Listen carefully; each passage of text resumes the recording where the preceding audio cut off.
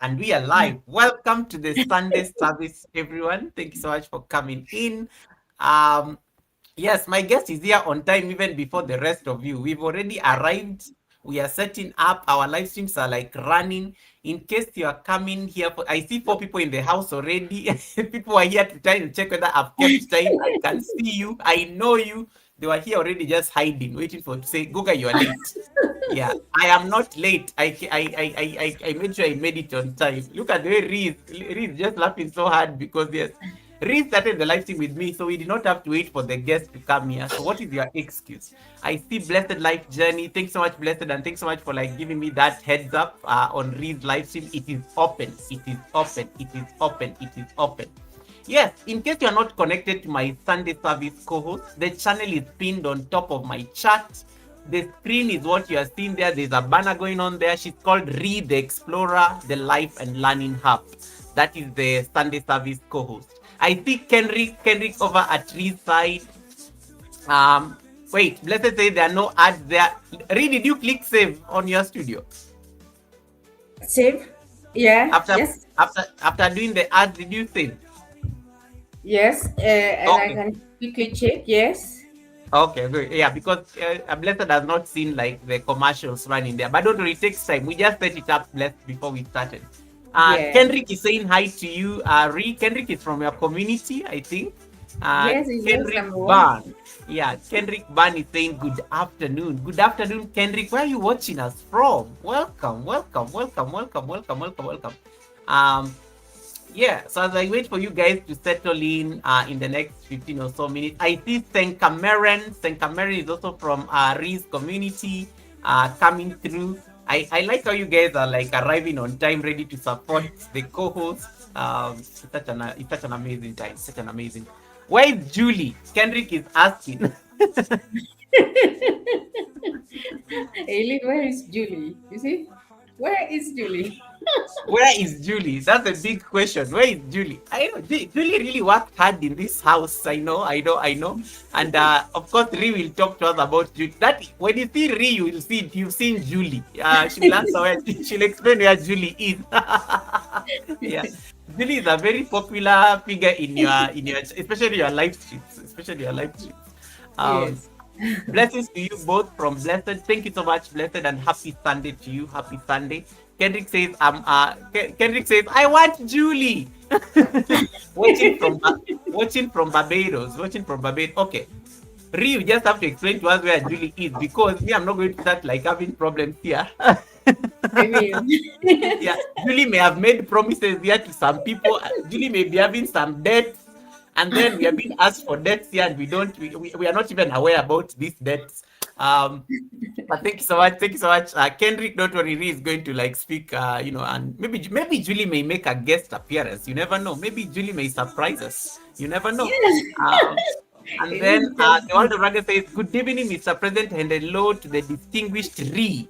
This is such a greeting. Hey, Rhee, can you just do that greeting? Good, and hello to the distinguished Rhee. Why is he screaming Rhee's name like this? Happy Sunday, everyone. I hope you are all doing well. Blessed be the beans and bananas. Okay, now the bananas thing has taken it off, but anyway, we get the point. Thank you so much, the World of Ruggers, and thank you so much for the 14 months of trust. I don't take it for granted. Yes, Rhee is also a monetized channel, by the way. So in case you are over at her channel, make sure you interact with the $sign. Make sure you support her with the commercials. Make sure you support her with the... We welcome all major currencies in the world. Rhee, what is the currency in Switzerland? A Swiss franc. That one. Franc. Yeah. We also welcome francs. We welcome... I just said franc and then I just remembered franc is an English word. We welcome francs. We welcome like euros. We welcome pound sterling. You know, it's Europe. So yeah, don't just be stuck there because don't say you just have the $sign. You can give us any other. We also welcome gold, crypto, Bitcoin. We accept all the major currencies in the world. You know, gold, even metals and things like that. Okay, guys, I'm just winging it at this point. But yes, thank you so much, everyone. Make sure you interact with the $sign to give us support. Kendrick is saying, "Good afternoon, Rhee. How are you? How are you? How are you?" That is from Kendrick. Kendrick is saying hi to you. In about like 3 or so minutes, guys, we'll be able to start the show. And the World of Ruggers just gave you your first super chat free for the Sunday service. Yeah. This is the thing. These European people, look at it, they are like relating to each other. Like Ragat is all the way in Germany, and Ragat had like just he couldn't help it. He couldn't help it. He couldn't help it. And he says hello from the broader neighborhood in Munich. Really, let me allow you to thank your super chatter so that like I don't like ignore that. You know, getting threshold is not easy. You know, whether you are in Switzerland or in Kenya. Please Yes. thank Ragas on our behalf, and then we can continue. Oh my gosh. Thank you so much, the world of Ragus. Thank you so much. We really appreciate that. We don't take that for granted. Thank you so much. I appreciate so much.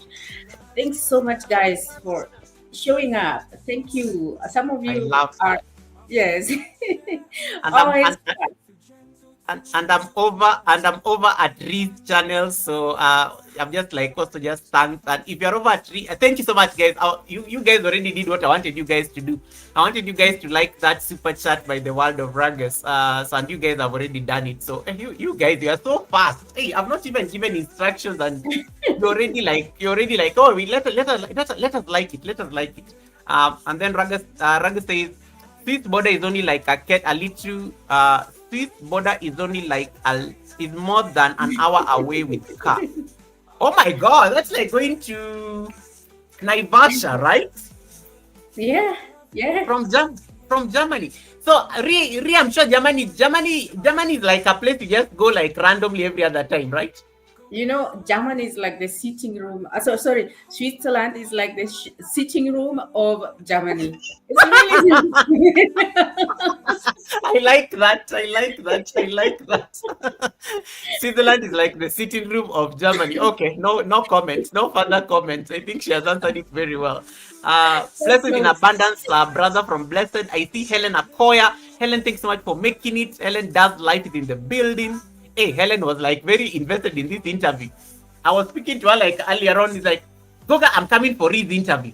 What time are we starting with Rhee? I'm like, hey, how do you even know that Rhee is the one at the Sunday service? I'd already checked. I needed to like know who is the guest at the Sunday service. So thank you so much, Helen. Yeah, she has been speaking about you like the whole day. Yeah, Okay, he's at a least the good time I was friend. speaking to her, she was speaking about you. But thank you so Yeah. much for coming in. What is my currency, Mr. President? Aruba. Jesus, Aruba, the currency must be. Aruba is in. Aruba is like a territory of Netherlands. So I don't know. Aruba must be euros, right? Okay, Rhee, help me. Rhee, you're kind of half European, so maybe you'll know. What is the currency of Aruba? Aruba. Aruba is like Aruba is like a territory that belongs to the Netherlands. And I know that Aha. the Netherlands, I Honestly, know I didn't you. know that. But Say that again? Netherlands uses euros. Yes. So It must be. euros, please. It must be euros. It must be euros. It must be euros. Blessed, why are you asking me that? And you know I can Google here on the internet. I am on the computer. I can just say currency Aruba. The I can currency of easily. I Aruba. have a co-host. Oh, it's Wow. called Aruban Florin. Oh my goodness.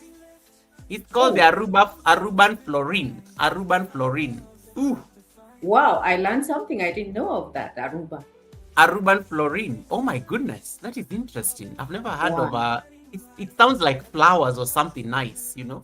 Um, First time Florine, like hearing that. Florine, you know, like Florine. Hey, Desert Channel Explorers, welcome. Hey, Desert Channel coming through for another explorer here from your community. Thanks so much, Desert, for making it. Desert Channel Explorers, welcome. Today I'm co-hosting the show with Rhee the Explorer, who is my co-host. Ragu says official currency in USD is in Aruba. I don't know. Blessed has to like answer as whether they use that Florine thing or it's like USD, because Aruba is also not a poor country for sure. And I used to think Aruba is like in Jamaica, next Jamaica or something. Before Blessed literally had to explain to me like I'm a 3-year-old where Aruba is located, and I went and Googled it and stuff. Okay, Wow. and then I like how Helen says we have worked with Rhee some journey here on YouTube. She's so calm and kind. Much love, Rhee. Receive your flower. Helen, are you trying to say that I'm not calm? Helen, are you trying to say that I'm not calm? What is that supposed to mean? Helen, even me, I've walked a journey with you. And, oh, no, I'm just kidding. I'm just kidding. I'm just kidding. Yeah. Helen, that's why thank you so much for that. Take your flower. Rhee, I think, I think you've known Helen for a while. I know you want to say Yes. something to us so that she feels nice. Look, Helen has made me. I mean, Helen came through for me, and I think she's one of the reasons I got monetized. So, forever thankful to Helen, honestly. Wow. Helen, Hey, Helen, take no, no, you're going to make us start bragging. Goga, did you hear that? Goga, did you hear that? Helen, you thank know, you. Helen, you did not. Thank you. Now we know. Now we know, Helen. You've gotten your flowers as well. she contributed a lot, a lot, a lot. You know what I mean? She really made a huge contribution that, yeah, that I got so monetized so fast. I am And I so think grateful. Helen is the one who introduced me to you. Probably, I probably met you at Helen's chat or something. I was Not- actually sent to you by MSTT. Oh, missed it. I came to your The house. noise maker. The noise maker. Oh my Yeah. God. She's about to come here. Don't even say her name because she's about to come here and then just start like scrambling. She'll start all things around. But Helen, thank you so much for that. Take your flowers. I think she just gave you your flowers right there, guys. Without further ado, allow me to introduce our guest so that we have a lot of things to discuss. Let me tell you, I'm looking at my preparation notes here. I have so many things to ask Rhee here. I need to like start this conversation because otherwise we will not finish. We'll have to do a part two. But and even as she's very open to part two anyway, she has said Goga will do a part two now in person. Okay, Ragus. Ragus is on fire. Rhee, this is your super chat from Ragus. He says helping you getting along with Swiss neutrality. Call me if you ever need someone to rescue you out of there. Oh, Ragus. thank you so much. I will definitely take this offer. Ragas, this is a Swiss citizen. Why are you like? She's comfortable in her country. Why are you like trying to whisk her out of her second country? Goga, if we start dissecting Switzerland, you will know Yeah. why I'm always hiding here, running here. So the offer by the world of Ragas is a very important offer. Very, very, very important. And for sure, I will jump on this offer. So, Ragas, thank you so much. You can expect I will come through. All right. All right, no, noted. And guys, I'm going to be having an amazing conversation with the world of Ragas on the 8th of August on his channel, and I can't wait. Of course, I'll talk about it later on in the Sunday service. But yes, I'm really looking forward to that conversation. Ragas and Goga in the same panel, just discussing YouTube and life and things. It will be a great chat to have. But allow me to the rest will find you here, or my managing mods will welcome you accordingly. Let me start the show so that we can get into the meat of the business. And then at least we have enough time to also get you guys to ask the guest questions, because I know you guys may be curious about this Switzerland story and more. So I have to make sure that at least I make accommodations for you guys. All right, so I will pause the music a bit so that I can read something about Rhee, and then we can carry on. So once again, in case you're not yet connected to her, there's a link that is pinned on top of my chat. We are multi-streaming as well, so the live stream is taking place both in Kenya and Switzerland. And then what will happen is that as soon as I read this, and of course we start the conversation, you can click on the link that is on top of my chat. It will throw you over to her live stream, and then you can be part of that. Support. I actually encourage you guys to get out of my live stream. Go watch the Sunday service from her side. You need to. That's what we always do to the guests at the Sunday service. We have to make sure that we are supporting the guests at the Sunday service. So get out of here. I'm not chasing you out of the. I'm just saying, go and watch over at Rhee's side, just to give her that support for today because she's our guest. But without further ado, allow me to read this short biography to introduce our guest. Okay. So Rhee Rhee the Explorer's brand is an interesting one because it sits at the intersection of science, global living, travel, wellness, health, and purpose. She's a nurse working in Switzerland, a health educator, a lifelong learner, explorer, a storyteller, a PhD student. Guys, this man wears so many hats. I don't even know which one I wanted to like pick specifically, but you get the point. But her journey reflects a deep curiosity about both the world around us and the ways in which we can live healthier, more meaningful lives.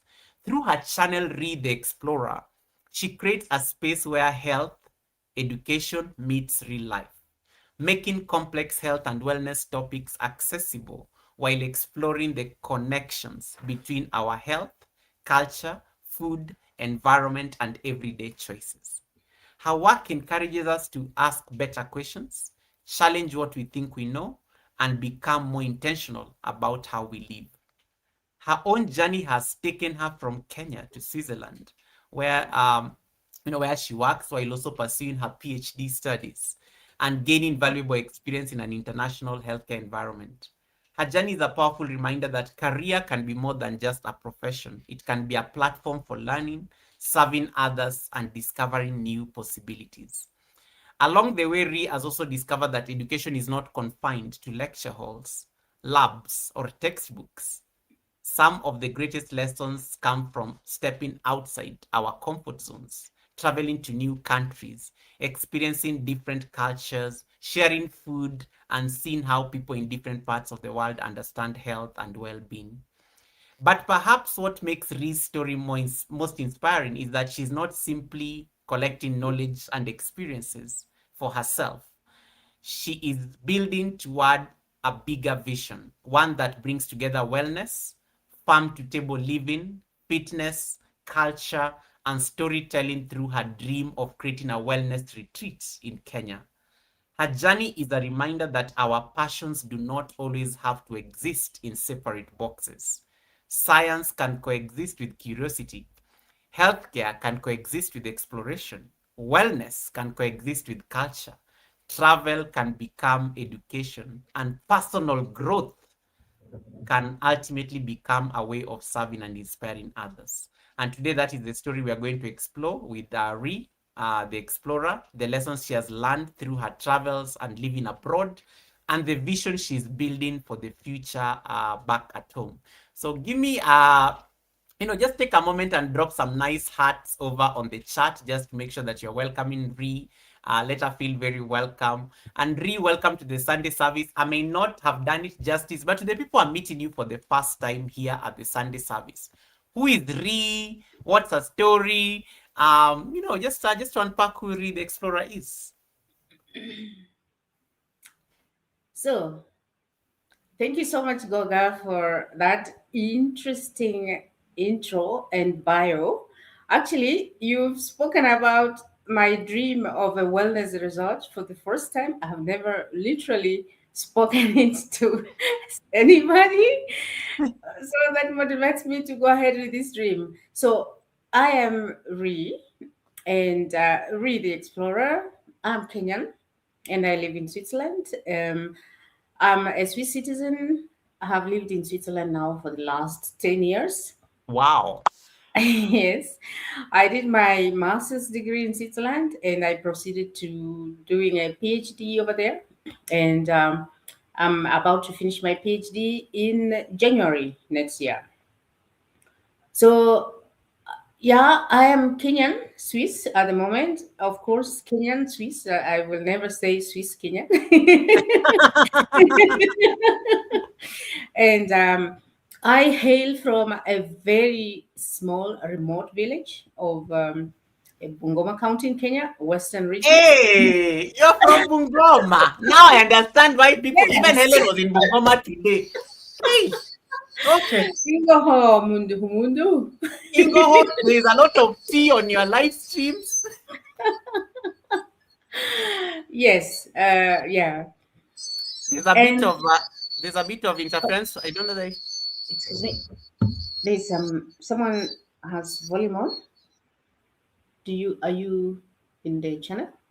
Ah, okay. Okay, it's gone. There, It's gone. it It's gone. stopped. It's gone. Uh-huh. And I think welcome, it's me. Julie. And thank you so much, Helen, for the super chat. Thank you so much for that super chat, Helen. Appreciate it. Thank you so much for that. Hey, Bungoma, you guys were coronating your new king today. But anyway, that's a story for another day. We'll Yes. continue with the. Now you're going to make Helen stick here. Go and call everybody. Yeah, like everybody is going to be called on this live stream from Luyaland. Hey, Sawa. Yes. I have all this, all the Luya features, in Jumbo and Omwana Inyanya, all those things. Bye, na na na na na. Yeah. So, anyways, And Big Banana, so welcome. Big Banana is saying hi to you. And then Julie's on the live stream too. Ken was asking for you, Julie. Julie, yes, there's a gentleman from Barbados who is asking for you. yes. Ken, Julie's on the chat as well. Thank Oh, you. Carry welcome on. so much, Julie. On every live stream, people are asking me about Julie, and I think I've lost a lot of people because Julie is not appearing on the live stream anymore. Yeah. Anyways, thank you so much for everyone, Big Banana, Julie, everyone who is here from my side. Thank you so much for joining. So, Goga, do I proceed telling people who I am, or Yes. what? Carry on, carry on, Okay. carry on. Sorry, I interrupted because I think when you said Bungoma, I got very, I Yes. got excited. Yeah. So, um, well, so I personally, I am really, really a passionate person. I love people. I love meeting people, but I'm an introvert. So when I don't know if you're an introvert, it's really difficult to get out. But once you get out, because you're aware of that introvert situation, you talk to people so easily. So I really, really get to connect with people whenever I Yeah. step out. So I love people. I love connecting with people. I love making friends. I have a lot of friends. And I am one person who believes that every human being has something to tell. I And like so that. you find me really speaking to everybody from the guard, the housekeeper, to the CEO of the house, and all that. So I really believe in humanity, that we are all the same and everybody has something to say, no matter what. So Mm, that's my guiding principle in life. I am very explorative, but I'm completely geographically challenged. You put me outside there, I have to be looking around for landmarks because otherwise I can't find my way out. But imagine an explorer who is geographically challenged. But apparently, when I speak to women, a lot of women are like me, so I'm not an outlier. It's normal. yeah. And I love having working very hard, but really having some fun amidst that hard work. Yeah. So I really really enjoy. And if I cannot bring some fun in hard work, it annoys me, and I can easily break down. Good self-awareness. Yes, yes, yes. So I really believe in minding about wellness, minding about others, but also minding about wellness, and really, really taking care of oneself. I think I take very good care of me, and I love myself so much. And I try to extend that love to others because you can only give what you have, right? You can't give what you don't have. Yeah. So, yeah. So that's me. And I sometimes forget that I'm a human being who is just as like any other human being, and sometimes I kind of define myself by the things that I do or I am. But actually, who is Rhee? Rhee is just Rhee without all those degrees. Yeah. I love nowadays. I have known to see myself like Rhee, a person just like any other, who is trying to navigate through life. And in this school of life, I have learned a lot and I can give a lot, and I'm still learning. And I try to be just a good person. So that's me. But I'm very misunderstood a lot. A lot of people misunderstand me.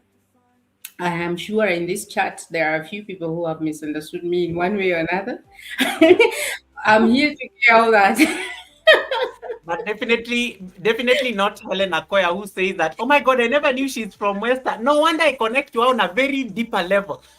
Yeah, Yes. no, your Luya sisters, they cannot be helped. They cannot be helped. And then Big Banana says, oh my God, she looks beautiful. She looks beautiful. Big Banana si ndio Mluya mwingine hapa. Watu wa Bungoma wote. We can see you. I like a few things you said. I number one, the introvert nature. I totally like that, and very relatable. And but one of the things I love that you said you are Kenyan Swiss, and I think that is a very important like boundary for you. Can you explain to us why is it important? Why are you not saying Swiss Kenyan? Especially we live in a society where people want to always identify with a country that seems to be doing better than home. But I like how for you you are Kenyan Swiss. You're not saying Swiss Kenyan. Yeah, that's really important for me, and I live by that. For me, there is no other better place than home, and for me, home is Kenya. Yeah. Switzerland is my second home, and I love Switzerland, and there are many, many, many good things. And Switzerland has really made me, has modeled me, has changed me for the past 10 years. I can say I have benefited so much by being in Switzerland and being Swiss. But Kenya is where I call home, and because my definition of home is a place where you never have the urge to Mm, run or to escape I or to like go that. away. So for me, that's home, because there are a few times I've asked myself, really, is Switzerland my home? Actually, it's my second home, but it's not really home compared to Kenya, because it's a place where I constantly or I intermittently feel like running away from. So for me, that's not home. It's Home, I my like that. second. Home is where you always want to run to. I like that. I like that definition. Yeah. Yeah. Read And the here, explore. Say sorry. that. Just finish your thought. Sorry. I just wanted to say that having been out, actually, I live in Switzerland, but I've been to so many other countries, Europe, Asia, and Africa. And I've come to know that we are seriously blessed to be Kenyans, or Kenya as a country. And Absolutely. I'm so proud, so proud. Having been in those countries, I can really say with a 99% confidence that Kenya is the best place to be, especially Nairobi. Well, I like that when everybody is trying to like leave this country and flee. Yeah. What inspired the name Rhee the Explorer? And one of the things I like with your channel name is also like the extension or the what you normally call the suffix to the name, like life and learning hub. Like there's just something powerful about this channel name. What inspired the name? Because this brings a blend of a lot of things. You're not just like an educative space, but yes, you explore different things. So just what inspired the name Read the Explorer, and why did you add the suffix life and learning hub to it? Yeah. Actually, Ree um, is a name that I was called when so my comrades, I worked internationally in other countries, and I Yeah. was in a group of I was in an organization that is really close. Why when you're in, it's like everybody. Everybody knows Yeah. you over time, right? And Yeah. so I had a lot of friends and colleagues who always called me Ree. It's related to my first name, Rhoda. Mm-hmm. So they called me Ree. And my best friend, who is Colombian, she called me Dora the Explorer because she said I've got big eyes like Dora the Explorer, the character. Yeah. And so this has been like my name. These have been my name. So really, it's really like the names that friends and comrades call me, and it's a Mm. very playful name, and I like that. My nature is playful, so yeah, That's that's nice. it. Yeah, and Life and Learning Hub. I was actually, when I created the channel without even knowing what YouTube was, how to hold the camera, how to do. In fact, I had no idea what they do on YouTube, but I created a channel, and I knew this was gonna be my name, the name of my channel, because I was thinking long term. I wanted to teach and teach, but also bring in the aspect of wellness and lifestyle in my teachings. So Mm. teach, share the knowledge that I have, the health knowledge that I have, but at the same time, look on the aspect of lifestyle, so wellness, fitness, nutrition, mindfulness, and all those things. I like So that. Yeah. yeah, so this is why read the Explorer. And funny enough, when I travel so much by KLM, and when you have all these sky teams, I don't know, The miles. yeah, my name is Explorer. They just give me a random name, Explorer. What? Honestly, on my KLM membership card, it's Explorer, and I Okay. never. Okay, Rhee, how many miles do you have? Like for the airline to even give you a name, how many miles do you have? Oh my gosh, a lot, a lot. I get a lot of benefits. Sometimes I give up miles for something else. Like I collect those houses, little tiny Netherlands houses. I Yeah, like that. Very interesting, like insights. And your platform blends different things, and that's the reason I was asking you about that name, because it's very intentional. You on your channel you talk about health, you talk about wellness, you talk about travel, and of course you talk about lifelong learning. Why these four areas specifically? Because yeah. I like how you've zeroed into these four. It's like you picked a niche, and you have also picked things that you are very, the things that you have conviction that you can deliver. So why these four areas on your platform? Yes, Goga, I like that you asked that. Honestly, from outside, you might like it and you might think it's nice, but inside, I struggle a little bit. I'm one person, and in fact, my life is just like that. I have so many interests and capabilities, and I always Uh, try to do all of them instead of niching down to one thing. And yeah. so, and I think that this is also one of the reasons that my channel is a little bit not performing so well, Yeah. because I have so many interests and I do a lot of interests, and I haven't really come to a point to see, like, to decide which one can I do, because I have passion for all those things that I do over there. Yeah. But I know that in business sense, it doesn't really make sense to do things that I'm passionate about. I needed to do things that somebody else is passionate about, and so Mm. this is yeah. I struggle a little bit with that. I For the moment I'm really doing all those things because I'm passionate about them, and I know I can do them, but it's not what I want for my channel in the long run. Okay. So Good to know. yeah.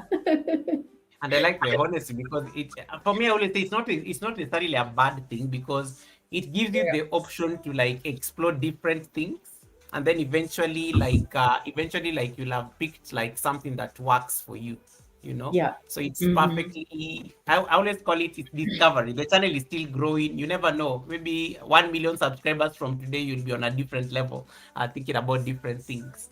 And I'm And that takes us. exploring. Yep. Sorry. And I I am see. exploring.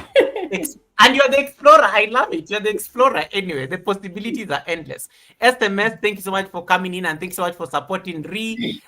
And Eva Kika, thanks so much for coming in. Eva Kika, SMS is saying that you ignored him yesterday in town. These are whatever receipts that that means. Please sort out that drama. Yes, the man is very pissed that you ignored him in town. guys, definitely is not talking to me because there is no way I've not been in the CBD for the last 2 weeks, so I have no idea what he's talking about. Yeah, and I'm the president. I have bodyguards and things. I cannot be walking in the streets like randomly. So it's definitely not addressing me. Eva Kika, can you respond to the man and why you ignored him? And that means you have to give him a super chat for him to feel nice. It's a newly monetized channel. Um, that takes us now to the next part. Big Banana, why are you laughing? No, I have to tell you, there is no is addressing me because I have not been to the CBD like I don't know for how long. So it's not talking to me. Anyway, and that takes us now to the conversation around moving from Kenya to Switzerland, the journey abroad. Rhee, take us to that moment. Like that day you made that decision that you're leaving Kenya. What was going through your mind? Was it the first time that you had ever left the country? What is it that like sparked that idea? Because I mean, home. I like what you said. Home is where you run to, intermittently when things get overwhelming. But now the journey of leaving home, your comfort zone, to go to a country in Europe, not even like you're going to like Bungoma, going to the village is already like sometimes a decision you have to make from the city to the village. But now you are leaving the continent and then you go and land right in the middle of Europe. Um, what inspired that decision? Yeah. So Goga, I went to Switzerland. Actually, the first time I went to Switzerland, I was going to a training, to a course, a short term course. It was Yeah. just for a week. So I went and I returned home. Then I was working internationally. So, but I was already traveling within Africa and a bit of Asia. But the day that I decided to move to Switzerland, um, for a long time, um, I have to say I was so excited. I was so excited. When you're young and you're going somewhere and knowing, I have to say that I didn't give it a thought. Like, I was leaving my mom behind. I Yeah. loved so much, Yeah. but I knew I was gonna go. I really wanted to go because I was then going to do a master's degree there, and I knew this would take a long time. I was so excited, and because I had been there, I knew what I was getting myself into. So it wasn't such a bad transition. I remember only really the excitement of Mm, going there. After my master's degree, I started to work before I got into the PhD. But the moment that I got into the PhD and knowing that this is gonna be even longer, like I would be away even longer, I mm, started really, really missing home and even regretting the idea that I went I went to yeah. Switzerland. Yes, because I think when I was really young and less educated, I thought, oh, I really wanted to go, and that would like sort out my life, and I would, yeah, have all the things that I wanted in life. But I think with a little bit more education, I came to learn that, come on, hold on, home is best, and I can do all the things that I am doing here but home. And at the beginning, I was so elated, excited. In the middle of that journey, I started really to doubt my decisions, Mm, um, and also to start thinking that really I should be doing all this stuff back home. Honestly, to be honest with you, being a Kenyan or an African in a country like Switzerland, Switzerland never had colonies or anything, so they are really neutral, and so they were not exposed to any other culture like African oh, cultures, yeah. for example. So, there is always a lot of, to survive in that environment, you have really to prove yourself. In fact, people tell you, you have to prove yourself that you can do A, B, C, D. And So for example, here in Kenya or in the rest of Africa, so work like what I do, like if you assist someone who is a patient, they are so forever grateful, and they're so grateful that somebody is there. And but there, it's like the work is not that appreciated. It's like it's your duty, you're paid, and Which is expected, yes. yes, yeah, all that matters for patients over there is food. Was the food good or not? Was the ward hotel like or not? So all those aesthetic things are they matter more than this human to human connection, and this started to disturb me. And I Exactly. thought, well, I think work is more meaningful back here at home than over there. Of course, there it's so meaningful because the cash, the pocket is The big. money is better, Yes, yeah. the money is bigger than anything you can imagine about. And just holding that thought, because that also now speaks in terms of biggest culture shock. Yes, you had visited Switzerland before, but now you have to live there, because a week, a week is easy. I'm just passing by. Maybe even the first time when you went for the training, it was just like, oh yeah, I'm excited, I'm in Switzerland. And then now when you have to live there, now the realities Yes, start kicking in, because you are African, you are a black woman, you are now right in the heart of Europe. Now, it is for you, it got uncomfortable because Africans, we are very social people. Like, yes, yeah, yeah, we are very social people. We are very human, like even in how we relate with people, like beyond even as much as you are doing the job, you really care about the welfare of the next person, because it is how you've been brought up as an African. So yeah. that must have been a very huge shock for you. So how did you, like, even what were other shocking things you discovered? And I'm glad that you said something about them not having been a colonial master or anything. They were not exposed to now these other parts of the culture. Yes, yeah. So definitely, the African and the Kenyan in me, Yeah. um, yeah, presented a big culture shock. Can Yeah, imagine. yeah, yeah, over there. But there are other aspects of culture shock that I got. Like the work culture itself.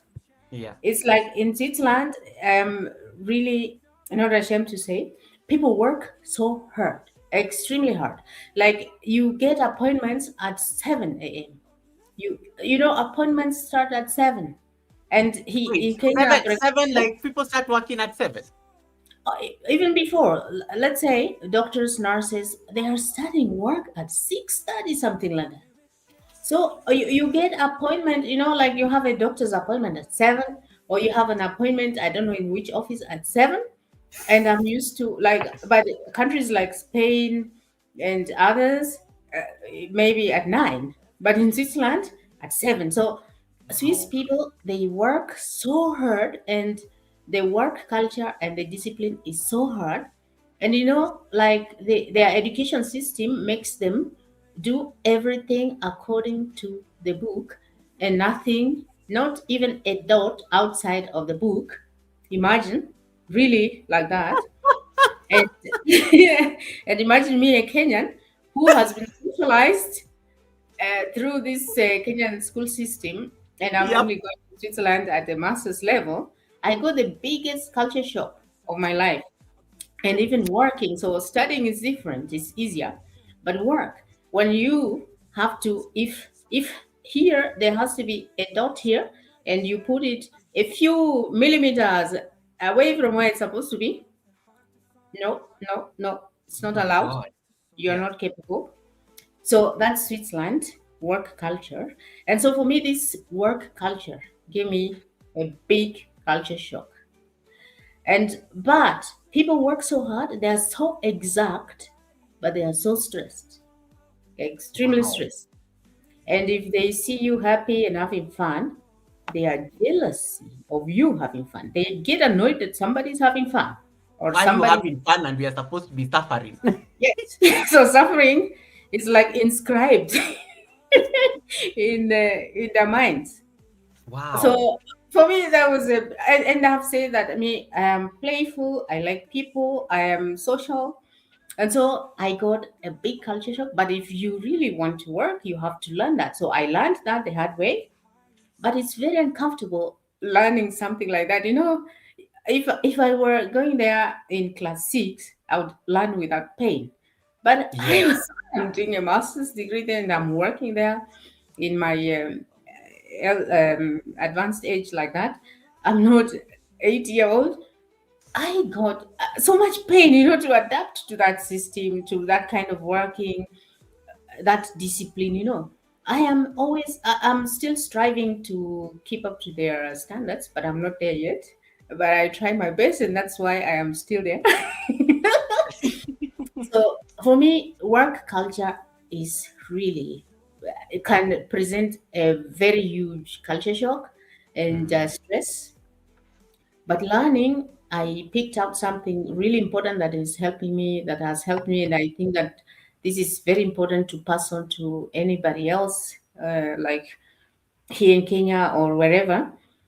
When they learn, they learn according to, like acquiring competences, and you can clearly see that somebody moves from A to B, really acquiring competences. At the beginning of the course, you can mm, clearly see how they learn competences and acquire these competences and be very proficient about them. Um, and they discuss so much. You can never find a Swiss person alone working. They are always pairing up. They pair up. You always find two people studying together, like study buddy, mm. and there's no competition. So they learn so effectively and efficiently, and this has helped me. It's something I picked from them. It's That's very painful amazing. to adapt to that, but yeah, yeah.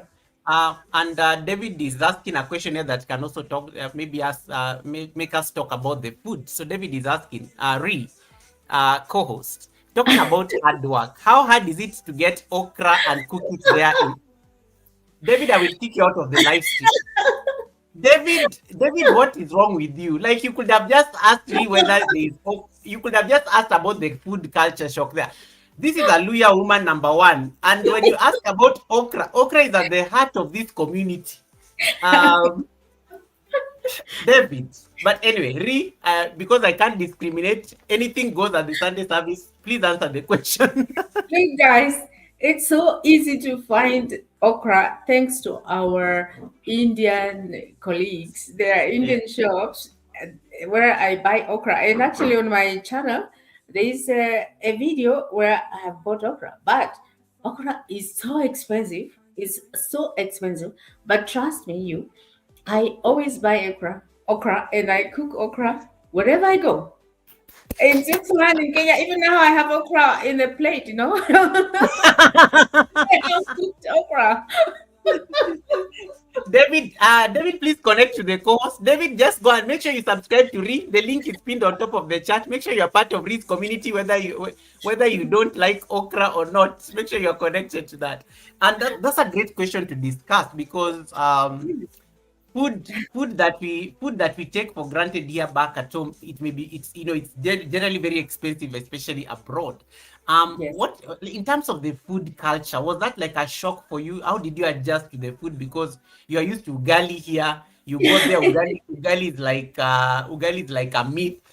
You're used to like the traditional vegetables you like eating here, fish, Yeah. chicken. There's the chicken kienyeji you're used to here from Bungoma.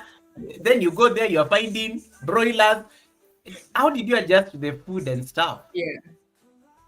Luckily, Switzerland is a landlocked country, and Yeah. so they rely so much on. It's landlocked, mountainous, and it has lakes. So they don't have capacity to feed. So Switzerland doesn't have capacity to feed its people. So they rely on imported food, and Mm, because of the neutrality of Switzerland, I think they allowed a lot of people from different countries, like India and which other country? There's another Asian country next to India. mm, There was a war, so every country where there was war before, there are those people from those countries who settled in Switzerland many years ago, and those people brought with them the food culture. So you find different shops, Oh, different kinds of nice. shops, Asian, Indian, some African shops, and all those. So finding food, different food is definitely was definitely not a big problem. But of course, finding ugali is a problem because there are no Kenyans. Kenyans never went to Switzerland like that. So there's no gali, there's no mrenda. And this annoyed me a lot. Kenyeji chicken, there isn't. There are some strange chicken coming from France, I think. They look like chicken kenyeji, but they are not. They are insulted and I don't know what. So Yes. I tried those and I couldn't bear them. So definitely the food culture for me, as I'm an explorer, that was not a big problem for me because I had been traveling to other African countries and I got exposed to different foods. Actually, Okay. I'm one Kenyan who, in my bag when I travel, you will find some cooked murenda and some and some sweet potatoes, but you won't find ugali, for example, because I know that I can find fufu and other things. So Oh, yeah. yeah, I was used to other foods. I even ate snails from in West Africa. So Wait. You ate snakes? Like snails, those. Helen, Helen Akoya, Helen Akoya. In addition to add Miss V, add Rhee to that list of Miss V. The people have eaten snails and they say it very proudly. Like you ate these snails I see walking around in my garden. Yes, in fact, in Liberia, the snails are huge. They are like a big rat or like a big some like a bird. They're Ooh, so big, and they cook them so well that and they oh my God, no! so imagine if I ate those things. I couldn't fear the Swiss food. Actually, Switzerland, the Swiss food, like the traditional Swiss food, is Hmm. really, even themselves, they say it's really bad. So the food that comes from outside, like Indian, Asian, South American, is it's and Italian and French, of course, Yeah. it's very appealing for Swiss people. And so I just adopted to that food what I don't eat, and that has been always a culture shock. And even for the people, like when I go to a restaurant in Switzerland, I never ask for steak, meat steak, Yes. because they don't cook it. They give me steak, bloody steak in my plate, and I can't see blood in my plate. I So know. yeah, Ooh. never ask for steak in Europe or in Switzerland because they will give you a bloody piece of meat. And so I never ask. So I tried, like at the beginning, I was asking, I want steak. And then they bring me something bloody and I say, no, it has to be well done. And they look at me like, imagine What is telling a wrong with chef, you? yeah, Yeah. what's wrong with this person? And they wouldn't do it. Like they are cooking according to the book and they wouldn't do it differently for me. So I gave up asking for steak. Never. So I never eat steak in Switzerland, and I never eat a certain cheese called gorgonzola.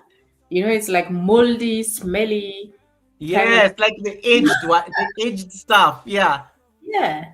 So when I say I don't eat those things, they are just looking at me like, huh? Like you're I missing out in life. yeah. Yeah. So but I explore with food like, yeah, with many other things, and so I like trying different kinds of things.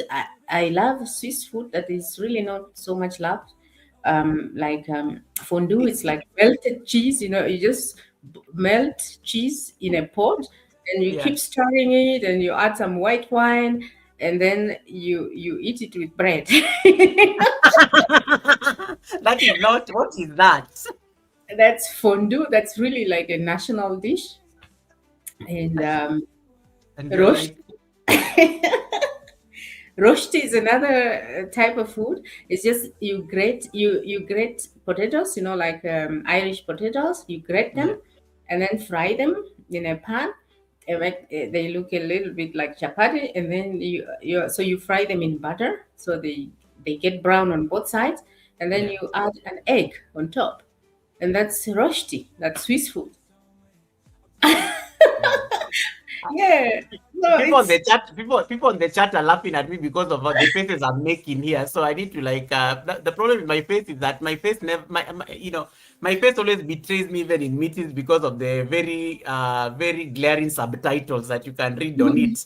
Um, so Joan Parker, welcome, Joan Parker. Joan Parker is on the live stream. Thanks so much, Joan Parker.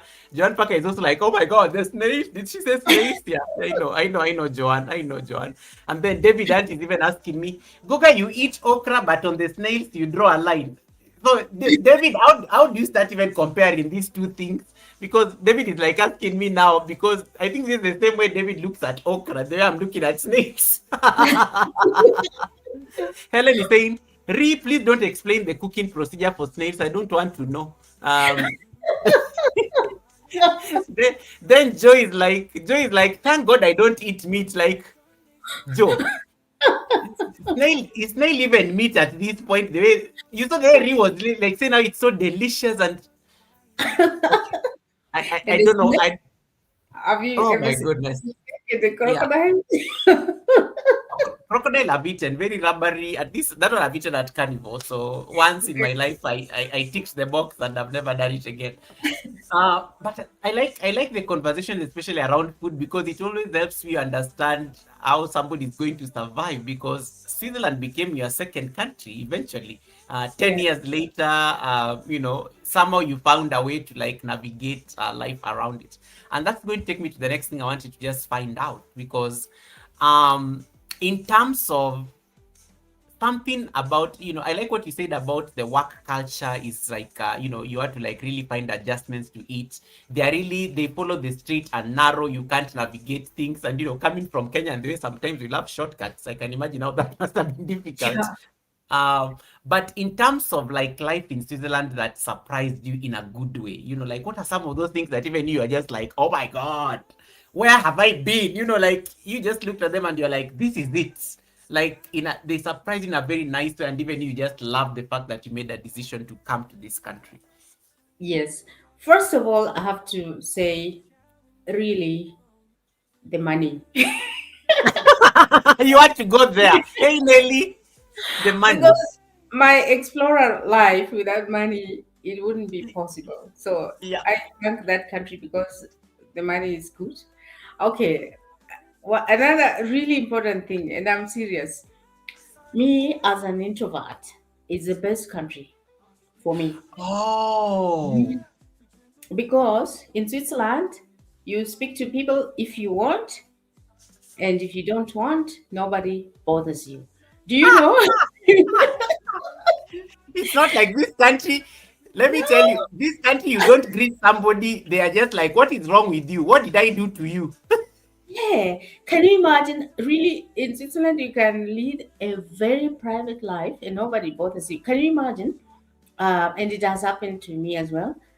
That you even go to the supermarket and you find the president of the Swiss Parliament. We don't have a president, but always there's every year there's a president of the Swiss Parliament. You go to a supermarket, you see this person coming with his rucksack on a bicycle, standing Yes. behind you at the cashier, and nobody says anything. you Wow. know Nobody says anything, nobody even says hello. He's treated in the same way like me, Like a normal person. like a normal person. He's buying a burger just like me, like a normal person. Like he uh, doesn't have presidential problems like me. Nothing, nothing. In fact, people, the discipline I have never seen anywhere. Like there are many people we see on TVs in the US, and you meet this person really in Switzerland somewhere. You just suspect this is the person, but nobody gives a shit. So, oh, sorry, I'm sorry for that. Yeah. So, but that is also like here in Kenya. Like imagine you have a PhD and you're respected, then nobody cares. Even a cleaner where you're working has the same status like you with a PhD. Can you imagine in a That's a country like this? beautiful society. Yes, for me it's perfect because I can go get to people if I want, whenever I want. If I want privacy, it's completely privacy. Wow. It's completely private. I love that, and the way things are organized, it's so transparent. You know every process. Like for example, when I was getting my citizenship, Yeah. the process was like the way it is on the website or online. It's Yeah. like A, B, C, D, and it goes like that, and so smoothly. You don't have to waste time going anywhere. You find things sent to you at home. Like stuff happens so smoothly. There's no hustle. I hate hustling. There's no hustle. And that I love so much that you don't have to hustle to get anything. You don't get anything if you get things the way they are described, the way they are supposed to be. So that's And really, really cool. yeah. And of course, it's beautiful. There are many opportunities.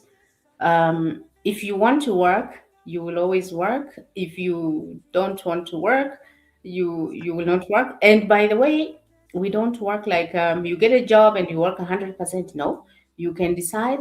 I want to only work 10% or 20% or 50 or 60. Actually, Mhm. almost nobody works 100%.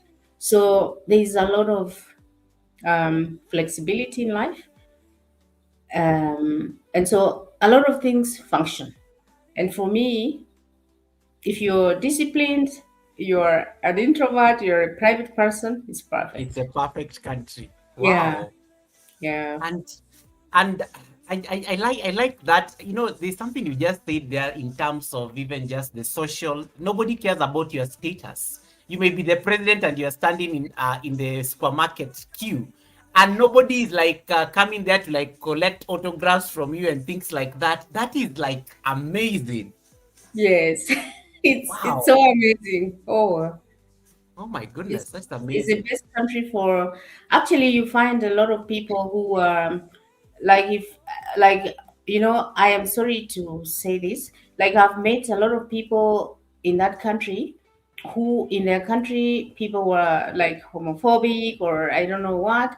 That country provides people shelter and provides the privacy that people need. So I think it's very, very good for humanity, for Mm. every type of person. I really love that.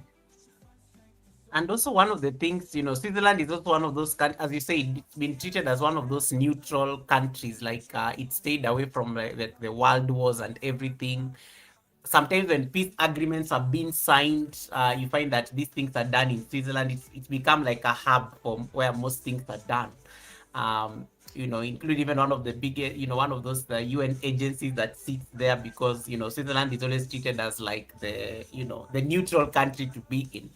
How does that like reflect even in terms of their culture and even their approach, especially to like let's say for example you have a HR issue. How does it like translate to like conflict resolution? Do you see it even in the people? Yeah. Yeah. So that neutrality and democracy is it's really from the grassroots. It's like the backbone of everyone in that society. Yeah. People don't solve their conflicts on the streets or by logging heads.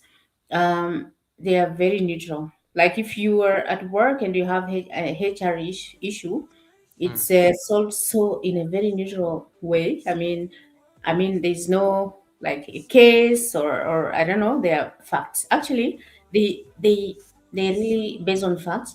But one thing like conflict resolution, sometimes me and I think it's my culture because mm, here in Kenya we would call a spade a spade, but there they will you can be in shit in hot water, and yeah. you are in a meeting with the HR, but they will make it think they will make you think or feel like there's nothing that is gonna happen, but you are fired. You know what I mean? Like you're sitting in front of people, and they're like, maybe it could be like this, maybe like that, and we care about, it's so, for me it's so boring, honestly. Like a Kenyan, I get so bored and I get so confused. they Yes. make they make like, like, it's like everything is packaged in a very beautiful shell, but inside there is a slimy, smelly snail. I wish I wish they could just be transparent, but there's no Oh, transparent. say it as it is. Just tell me you fired Yes, me. yes, they are like, not direct. Actually, that's the word. They are transparent, but they are not direct. Never. They can never be direct. And if you are a direct person, you will forever be in conflict with a Swiss person. You have to Ah, be go around a bit about the the, bush. the neutrality thing. Yes. Oh So my being God. politically correct, it's so annoying. I have to say, it annoys me in everyday life, work, personal life, everywhere. It really, because I like to say, hey, come on, off, but Yes. there's not such a thing. Do you think I it's remember, do you think it's because you are, you are born in Kenya, you are you know drama. You know drama that, and now you go to a country which is not serving the drama. So it kind of throws you off because you're like, you are ready with your defenses as a Kenyan, but now you're like in that country where you're like, it's not even going to work. yeah. Have you ever seen Swiss people on the street solving a problem? No. Once we had a problem while I was doing a nursing master's, and our professor said, this problem of nursing, you guys need to be. It was a British lecturer who said, Mm. guys, you need to go on strike. And the Swiss people said, no, we never solve our problems on the street. And for sure, they never strike, they never go on the street. And recently, when there were some street demonstrations in Geneva, when Trump was about to, I don't know, come to Switzerland, people demonstrated. Yeah. It was a big shame for Swiss people. All the Swiss people, like, and the people who did that, they were not Swiss. So, in Switzerland, you don't do that. It's so neutral. It's so democratic. Something people don't tell you, like, hey guy, tomorrow you need to do this. No, it's like, maybe you could do that. Oh, yes. Maybe. So it comes off like, it's not Yeah, like even like, just yeah. tell me directly. Yes, and I'm like, sometimes I feel like holding someone by the shoulders and say, hey, what do you mean? Do you mean that? Are you sucking me, or can I still come tomorrow? Um, and uh, and I think I like that because then it also gives us now the perspectives of the things you really appreciate about home, especially now, because home we have that. We are, of course, we are a democracy, and even just expressing ourselves, going to the street is like something very easy. It comes effortlessly. Even my boss, when there's a protest, will say, in case you want to go participate in the protest, just take your leave. We are not going to be responsible in case anything happens. But which is very different than Switzerland for sure. Yeah. Uh, but when you compare also, like just looking at some of these pictures that were like on the screen, it's also a very beautiful country. Yeah, I mean, Hmm. it looks like a magazine, like what was that like for you? Like because Kenya, you are used to certain things that just make you like roll your eyes, from the airport to the streets. But it's also a country that is very organized, and even in terms of just the planning, how things look, it looks like my first time ever landing in Switzerland. I was going to London, and I think we were transiting through Zurich, and I think I was in Zurich for like about 2 hours. That did not look like a real place. It looked like a picture. Like I was like, this thing is so perfect. Like, how was that experience like for you? Just like seeing something different. Yes, I was so fascinated, and I'm always fascinated, honestly speaking. It's Yeah. like, nowadays I know how to make differences between cities, and when I'm telling people, like Swiss people, the differences, I see between cities, they are so interested. They find it so interesting because then I really see things they don't see as locals. So it's so amazing, and for me, it's really one of actually I have never had never seen a beautiful place like that. Mm. It's like everywhere you go, it's like you haven't seen beauty until you go even farther. The farther you go, the more beautiful it even gets and the more wild. You see, like what in one of these pictures you've shown, Yeah. I went very close to a glacier. It's Wait, let me see that. Let me see that I can get it. Is it the one where you're walking on the snow and stuff? that was about, but I think you didn't see my face. I was in a cup looking over some mountains and something that looks grayish, rocky. That's a glacier. It's Oh wait, this one at the end. Let me see. Let me see if I can bring it up. yeah, That glacier. one. That's Oops, sorry. uh, Go to the end. There we go. no. This is no. This is somebody somewhere else. Actually, this picture. Sorry, this one where I'm sitting looking over the ocean. That's in Madeira. That's sorry, you slipped into that. It's not Switzerland. That's Madeira. That's Ronaldo's place. So it's Oh, like it's mountainous. There are mountains and some grayish thing in the middle. That's a yeah. glacier. That's Me, I I just think love this, and even just the greenery in this one. But I'll get it and then I'll bring it up. Don't worry. yes, yeah. So like I got very close to the world's biggest glacier in the world. I think Yeah. it's you get close and it's like so wild and you wonder, is this so that's deep in the mountains? Yeah. So the mountains are extremely beautiful. The flatlands are extremely beautiful. The lakes are so beautiful. The city is really really beautiful. So um, this country is just I think it's a very unique country. It's a very unique country in terms of beauty. People are nationalists, and I think being nationalists has helped restore and maintain this beauty. Mm. Because imagine, like every person, like, and I've seen with so many different people, like you try to throw something, let's say there are dustbin somewhere, and you throw something in a wrong one, a Swiss person would go literally and separate that waste. You know, it's like they are Wow. so nationalist and they take so much care of the country that is That's the so. one. Yes, this. So what I'm looking at, that thing is massive. That's a glacier. Yeah. Um, of course, my picture didn't show it very well. I have walked on it, but I this is the day I felt like I was dying. I was dying. I was gonna die. You don't Uh, look like you're dying in this picture. It looks very beautiful and I stunning. was actually, I went to this spot and Yeah. stayed in a cabin for like 3 days hiking and acclimatizing Yeah. in order to go and walk over that glacier. And the day, so after 3 days, I went over the glacier.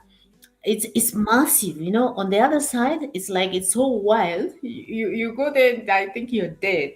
And so um I didn't show it all, but on the third day of being in this area, Yeah. and this is a glacier lake, the glacier is Oh melting. wow! When the thing melts. Yes, it's melting. It's now reducing. It was so big, and now because of climate warming, it's reducing. But it's still the biggest glacier I think in the world. And Wow. the day I walked over a little bit, I knew I am dead. So that's the beauty of Switzerland. So the mountains are so immensely wild and rough and beautiful, and the flatlands are still very beautiful. So for me, I'm always fascinated, and I'm always looking forward to going to a new place because I'm always discovering something even better than I've seen somewhere else. So I Nice. think the Swiss people have to get their flowers. It's a beautiful country, and because of their nationalist nature, they really Mm. take care of the country, and and they're very conscious about their country, like maintaining the beauty, maintaining also this environment, like they are very much active against destroying the ecosystem. Oh, yeah. And yeah, And I like that, that. I like that. John Parker says, "I love Switzerland. I hope to visit someday. I hope to visit someday." Firo okay. says, "Welcome, welcome, Firo." And once again, guys, we are multi-streaming. So in case you're on my channel and you've not yet connected to our guest, Rhee the Explorer, the link is pinned on top of my chat. It will throw you over to her channel so that you can be part of that community. You can learn everything about Switzerland and whatnot, and even more. There's more to Switzerland because she wears many hats, and we are going to start unpacking those hats, shortly, as we transition from the conversation in Switzerland. Um, Living abroad also, like the realities, because I know it's Switzerland, so most likely one of the things that stands out, of course, with you, you are female, you are black, from Africa.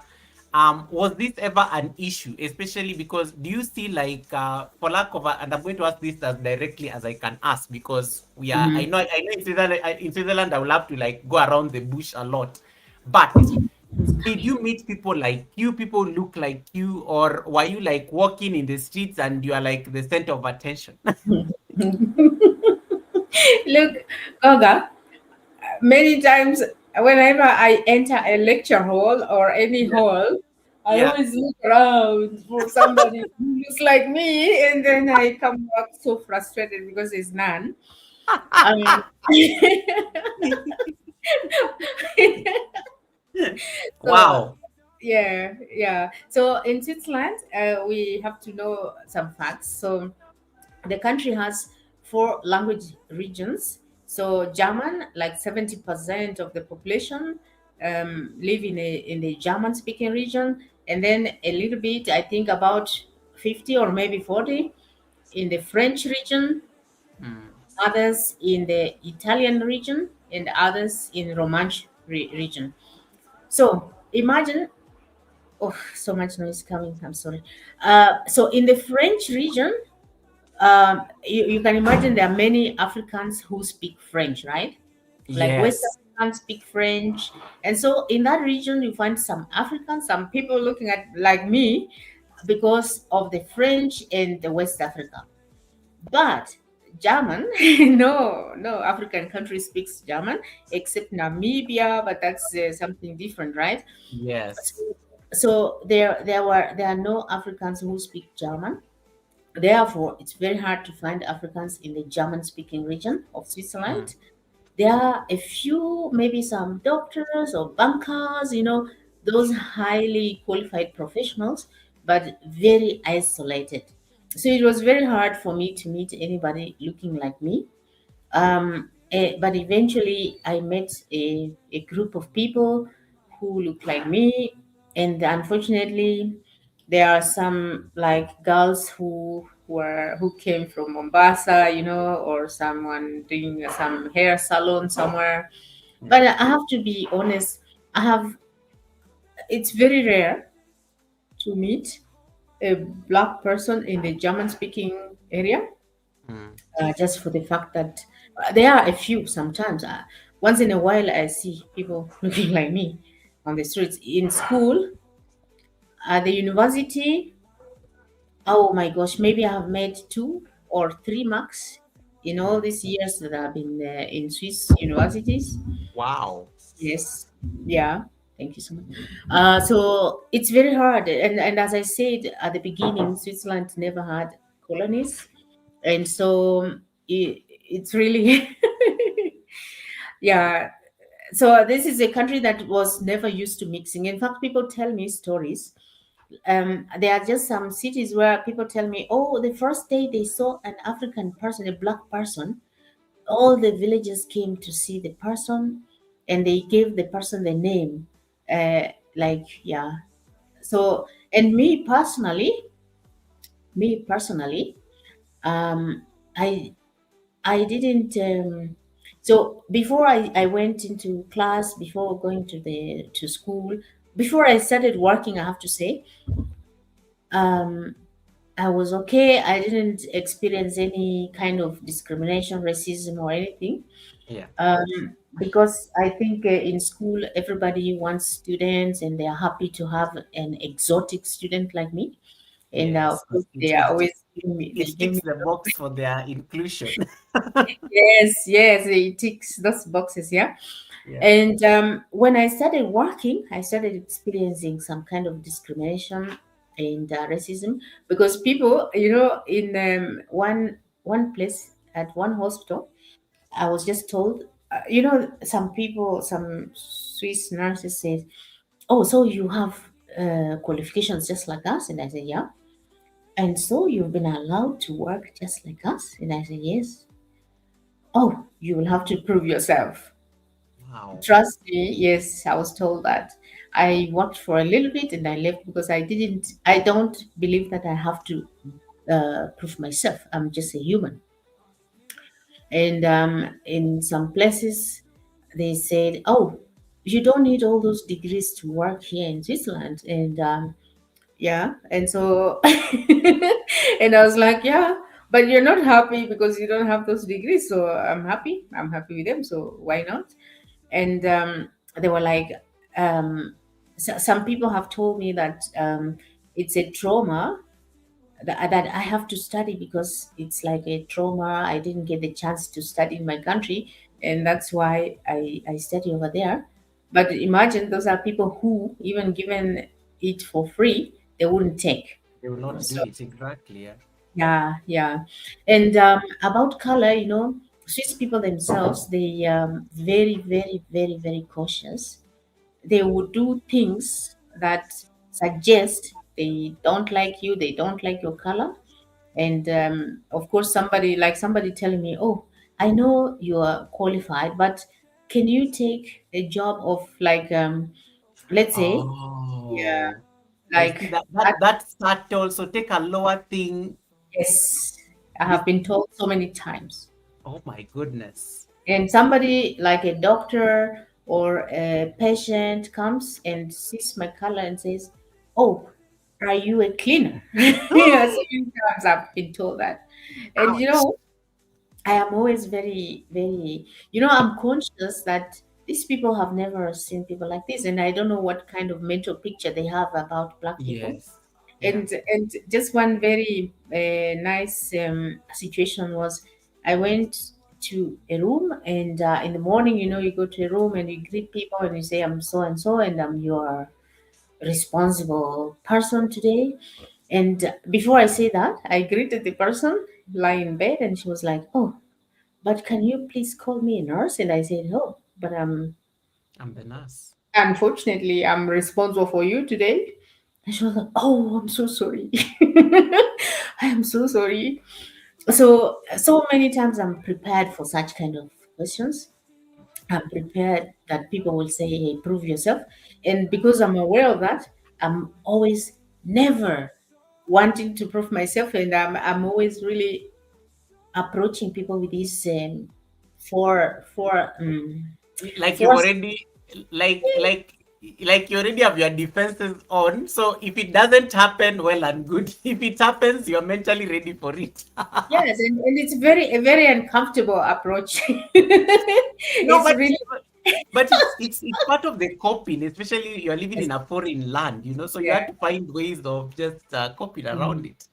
yes, And that is very fascinating because does it mhm, get lonely, especially, one of the things I think, one of the best experiences I think was I visited France some years back, and I was mhm. walking in the streets of Paris, and so it was just me and my friends from Kenya, and we are the only, we were so distinct. We could stand out in the street, like everybody could tell these people don't belong here. Mhm. And when you see somebody who looks like you, a fellow black person, there's just an excitement you are getting. Yes. And then of course, until you speak to them and they're like, "Oh, I'm from West Africa." Now you're like, "Okay, now there's a language barrier here, but at least close enough. We are happy. Somebody looks like us. This is good. They're not from Kenya. It's okay, but we saw somebody with, somebody who is black and African, closer to the continent." But does Mm-hmm. it like get lonely for you? Like, I like the example you gave, like you walk into a lecture hall and you are looking around disappointed. It's like, here I am. Definitely, even when they're discussing you, they're saying, oh, the black girl. Because Yeah, literally that's how they'll describe you, because that's the first thing, that's the one thing that stands out, about you. So does yeah. it get lonely? Does it get like, do you eventually get used to it and just Mhm. navigate it? Yes. Actually, sometimes it gets lonely, and it gets lonely. So when, like during work and also school, remember I told you that always people pair up. You always find two people, Swiss people. You'll never find one person on their own. Whenever Yes. they are doing something, they pair up. So in school it's like that, and also at work you find somebody who has a very good and close person. They are always exchanging and confiding into this person and exchanging and sharing ideas and sharing doubts as well. Sometimes I find myself alone because, like, in school, like they look at you and they think, oh, this one might not be as smart as we are, and maybe we might waste time having her. Like, once we were taking a statistics course, and we needed to pair up, and I approached a group of people, like there were three, and I said, oh, can I please join you, because they were coming from near my city, and we Yeah. would be traveling together on the train, and discuss, like we always discuss things and do the assignments on the train before we reach home. And so I said, may I please join your group, because I think you come from the same place as I. Yeah. And they say, oh no, please no, oh no, because they and then another group, they said, oh well, okay. But then we got to know that they didn't want me there because they were not sure if I was capable of doing all those Oh. things, and it would be like a burden for them, and I would probably reduce their points, because sometimes we do group work. And the group that I joined, I ended up being the savior of this group, honestly. And we had Um, so much fun. And yeah. there's one picture you've shown. I'm in a group of ladies. I think they look much older. Yes, let me get it. Yeah. Yes, these old ladies. They are all older, and they are like my moms. And like some of them didn't know how to use the computer, others didn't know what the health statistics is and all these kind of things. And we had a great time, and we are great friends to this date, because I was their savior in that module. Wow. Yeah.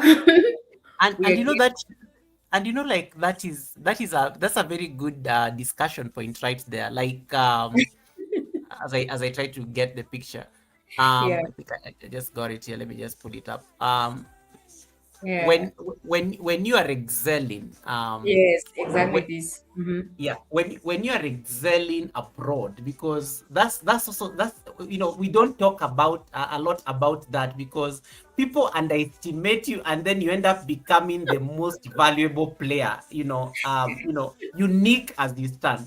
And I think I like, one of the things, I think I was listening to, there's a time I think I was listening to Michelle Obama on one of her podcasts, and there's something she was saying about, like, when they got into power, there's a way they had to do certain things so that they don't get judged based on the lens of, like, you see, this what happens when you put black people there and things like that.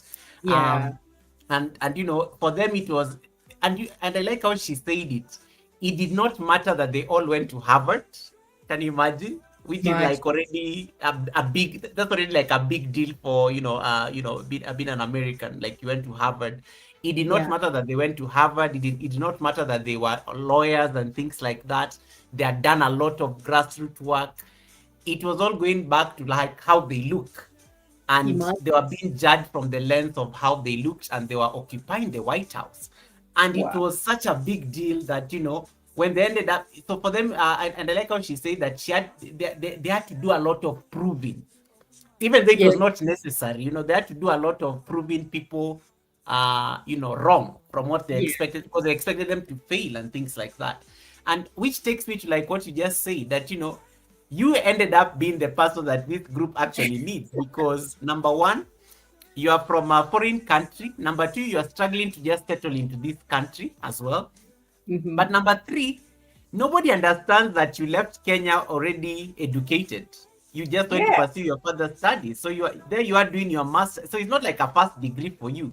And Yeah. you've studied under a lot of hardship because you had to raise school fees in Kenya. You had to do, you had to probably had to compete with your siblings because there are other competing family needs. When you land there, honestly, it is not fate. You actually mean business. Yes. So you actually mean business. So talk to me especially about how, like, for example, at work, because and we're going to discuss work generally. But talk to us about how, like, especially when you had to you get into a workplace setting. These are professional setup where people expect you to, they look at you, they already like there's already a prejudgment or a notion they have, like how you're going to deliver, and then you end up surprising them. You end up being the one who performs. You're performing, you're ticking your boxes, you're meeting your targets.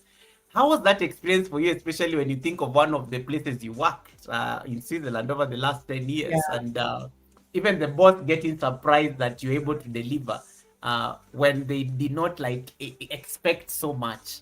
Yes, honestly, Goga, I think you are so brilliant. You asked such kind of a question. I like that.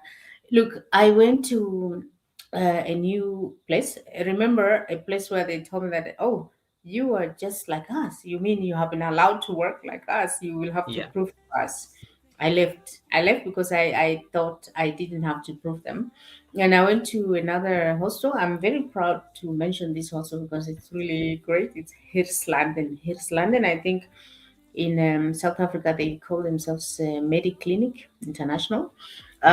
So here's London is yeah, in Switzerland. So I went there, um, and normally before you are hired, you go for something called Schnupper tag. That's German. So a trial day, you can go work with the people just to try out to see if you like whether you it. like the place. Yeah. Yes, but normally they wanna know if the staff like you, if you fall well in the dynamics, in the group dynamics. So it's more they judge you more than you judging, because if you go somewhere Oh. want a job, you really want the job. I don't go there to try and say, oh well, I don't. As a Kenyan, I don't do I like that. that. But they are actually like really judging you, like gauging you. Are you really fit for us? And I went to a place and they brought, like they are expecting this African, and when they are expecting somebody they don't know, like they don't know my culture, they don't know my education, they don't know me, they don't know how I will react. They Yeah. brought a huge guy, like a very tall and gigantic man who was supervising me through the day, like during this trial day. And it's a whole shift. It's the whole day. You go there at 7 and you leave at 4 or something. But so I was there at 7, and around 2 after lunch, I went to sit down with the boss. So then they give you some feedback, like how you performed, and also you also give them some feedback. And so this huge guy, first of all, he, like an old white man. There's this analogy, an Yeah. old white man. That's really something like very intimidating. So it was this intimidating figure that was supervising me. But I remember I arrived and there was a very complex patient, Yeah. a very complex old lady with complex medical conditions, medical problems. And they asked me on my first day something that is not supposed to happen. They asked me, oh, do you know how to insert a nasogastric tube? Like somebody with complex health problems and they cannot feed, they need a tube. Oh yeah, Um, that. Oh yeah, yeah. I remember yes, that from a family member being in the ICU. yes. And none of the nurses, Swiss nurses and other nurses on the station was competent enough to do that, or they didn't feel competent enough to do that. And I said, oh, this person, in fact, I was the one saying, oh, but why can't you guys? This woman hasn't eaten, she looks weak, she has these swallowing problems. Why can't we insert a nasogastric tube? And they said, this man looks at me and said, can you do it? Because in the team, nobody had suggested it, nobody felt competent enough to do. And I said, yeah, let's do it. And chuck. Wow. Yeah. For me, these are the things we do in Kenya. We did in Kenya. So Naturally. very naturally and even with more compassion because this is an Yes. old person. For me, it's like my grandma. So even more compassion. And I didn't look at that woman like a patient. I looked at her like my own grandma who needs something in the stomach. So I did it with love and passion. Do you know I didn't finish my my probation, like that trial? I didn't finish. They gave me a job. He's like, no, she's competent. Let's take her. Yes. And from this day on, they asked me to help to write the guidelines, the protocols, like Wow. inside nasogastric tube, how to do, I don't know which procedure. So all these complicated clinical invasive things, they often asked me, like to put IV lines if you need water in your body. They asked me, and I was just like, chuck. I I know. no, I'm used to black skin, so you don't have to see the vein to insert a needle inside. So and there they are white, and I can see the vein, so it's like heaven. Easier because you can always break it out. And before let me allow there's a lady here who is like shouting your name here like crazy. So I have to make sure that at least I give her the chance. She's here. I told you she'll pop in somewhere. I know she's been traveling back from Jamaica to get back home. Mm. Miss Titi herself is in the building and she's saying, my sister Rhee! Yeah. Oh Thank you. wow!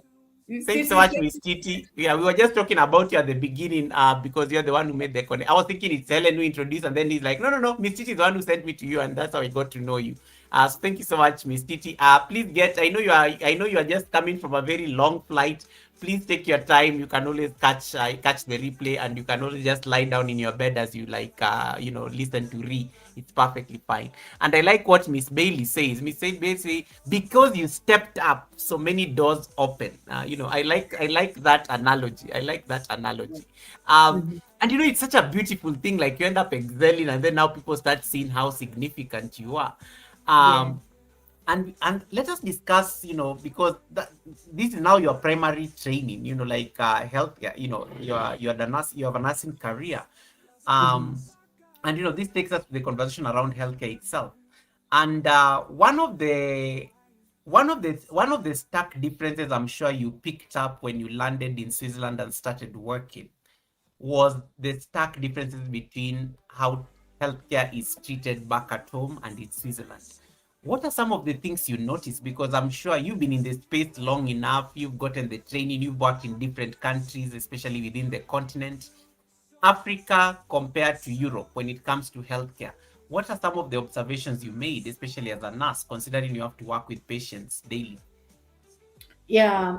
There are stark differences between these countries. As I said, in Switzerland, people do things really, really exactly, like exact. And there are certain things one practitioner or one professional is not allowed to do alone. There are checks and balances, like Mhm. there are there are series of checks. So, for example, in Switzerland, if I were to take a patient to an operating theater, even if it's just to remove a small mole somewhere, I, as a nurse, would prepare the patient um, according to how the doctor prescribed. And then there's a form I would fill, really go through that form with the patient and ensure, and even draw, even make a mark where the patient's supposed to be. So on the body of the patient, I would make a mark where the operation has to be done. And on the form, there's a figure of the patient, a hypothetical patient, I would also mark the exact spot where the operation needs to be done. So me as a primary nurse, I do these first checks, and then as I take the patient to the theater, I am received by another nurse who does a second check on the same sheet. There are four people who should check, so four columns. That nurse passes on the patient to another nurse who checks, and then to another doctor who checks. So Wow. before a knife is put on you, there are four professionals who have Who checked. have Yeah, cross-checked? imagine. And that is involving removal of a mole. And Just as I'm sure that is something that you could have done very effortlessly. in Kenya, honestly, honestly, what I see even today when I take my relatives to the hospital, the level of negligence. I think in Kenya, but also I've seen in other African countries, Hmm, we lose lives that we don't have to lose. I So know. Oh my for God. me, the level of negligence is grass. It's unbelievable between these two countries. Yeah. Wow. You have a blessing that you need to acknowledge from Miss Titi. Miss Titi has Oh given you some my blessing. God. Yeah. Oh my gosh, my dear sister, darling sister. Thank you so much. I really appreciate. Oh my gosh. Thank you I so like much. Miss Chichi, thanks so much for the blessing, and I really appreciate you just making the time. And I know you in between travel because oh my, I don't even know how you made it to the Sunday service, and I know you've been traveling back home. But thank you so much for the Thank blessing. you. All right, Thank and guys, if you have any question you want to ask Rhee, feel free to drop it on the chat. There's already a question that you've been asked by David Dant. What you. is your favorite color? Oh my God. Also, black used to be my favorite color, but I know. I guess you gave me black vibes, by the way. There is a lot of black things going on in your pictures. I guessed in my head that it was black. yes, I realize that in my life, depending on like there are like seasons in life, each Yeah. season is giving me a different color. So black has been my color, and I've seen lately that orange and pink and now currently beige, life has given me this color. Like Oh, those seasons. Yeah, yeah. But my basic best color is black. I like that. Okay, David, and you've been answered. I don't know, David. I don't know what you are trying to do with that question, especially after failing the okra test. Uh, but she has answered your question, David. She has answered your question. All right, and thanks so much, Miss Titi, for 12 months of trust. I don't take that for granted. I really appreciate the support, and thanks so much to all our super chatters. All of you have just joined in. All of you are connecting to Rhee. It's so nice to see you guys going there on her chat. Once again, the live stream is happening on both channels, and I'm glad that you guys are connecting to her as well. Yes, make sure you connect to her because she always has this amazing live stream where you like learn so many things because she just goes and she's one thing I like with Rhee is how she's very direct and honest. When you go into one of her live streams, you'll really be fascinated in terms of the conversations and even the experiences she freely shares about Switzerland and her stay there. So make sure you're connected to that house and make sure that you're part of that community.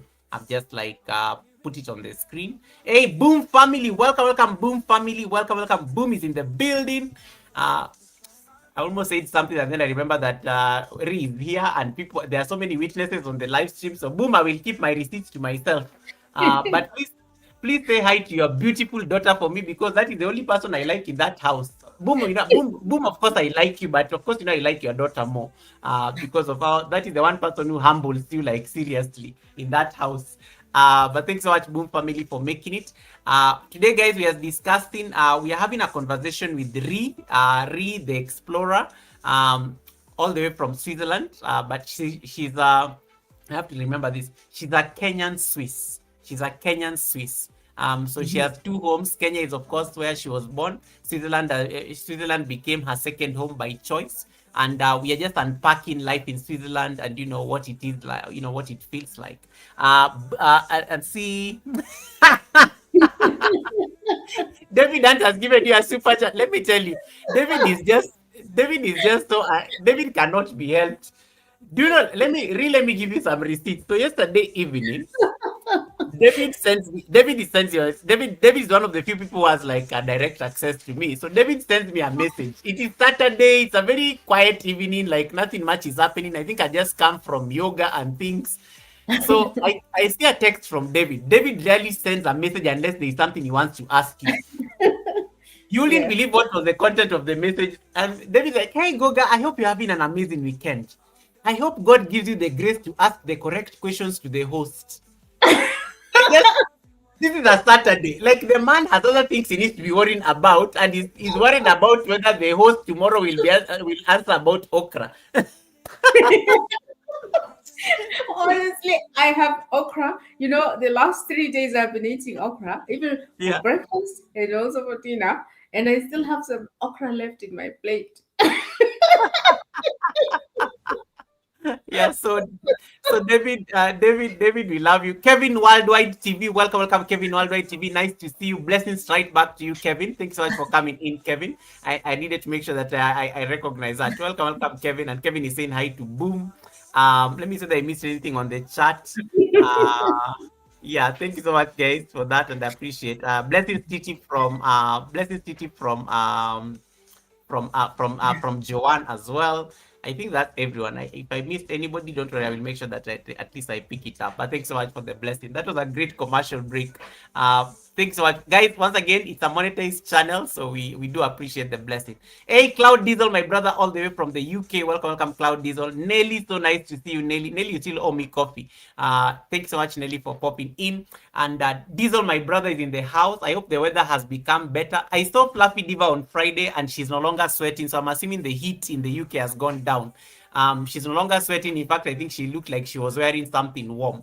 I'm assuming that heat that was going to kill you guys is gone. Speaking of heat, Rhee, when you went Mhm. to Switzerland, there's a picture here where you're walking on snow. Let me Yeah. just, I'm just going to advertise my ignorance because this picture here, let me just, I'm asking for a friend. I'm asking Mhm. for a friend. This picture here, Yeah. hold on. First of all, let me start with you here because let me start here. Yeah. This is like a real thing. Like a car can be covered in that white thing. Do you know your Goga? That Yeah. is that is even, you know, this is just an example of, this is so little. This is so little. What do you mean this is so You little? know, Like that car is covered in that, like a white powder or something. yes, like around this time, that whole house was covered. When you come out of your house, you need a shovel, like to remove the snow from in front of your house to get out, because it's like an igloo. Houses become like igloo. So this house is a little bit higher up in the mountain, Yeah. and it becomes like an igloo during winter. And you know, the first times when I used to go to Switzerland, this used to amaze me so much. Nowadays, I am the most depressed person when it's like this. Imagine you need to go to work and you get up and you have to shovel the snow out of your door. And you can't imagine how many times I have fallen. And I just don't know when, you know, thank goodness my nyash is protecting me from getting fractures. I would she have did had not hip she did fractures not alone. just say that on us at the Sunday service, but I like how I told you she's funny.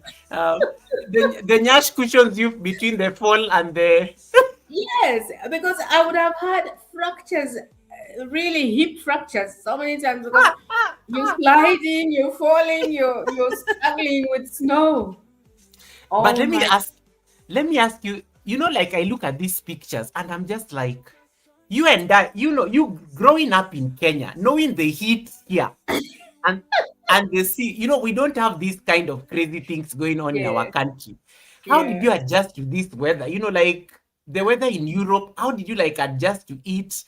yeah. When you talk to your mother and your mother is asking you you are sending your mother pictures, does she My get mother, worried that you are in the fridge and things like that? You know, like How did you adjust to this crazy weather?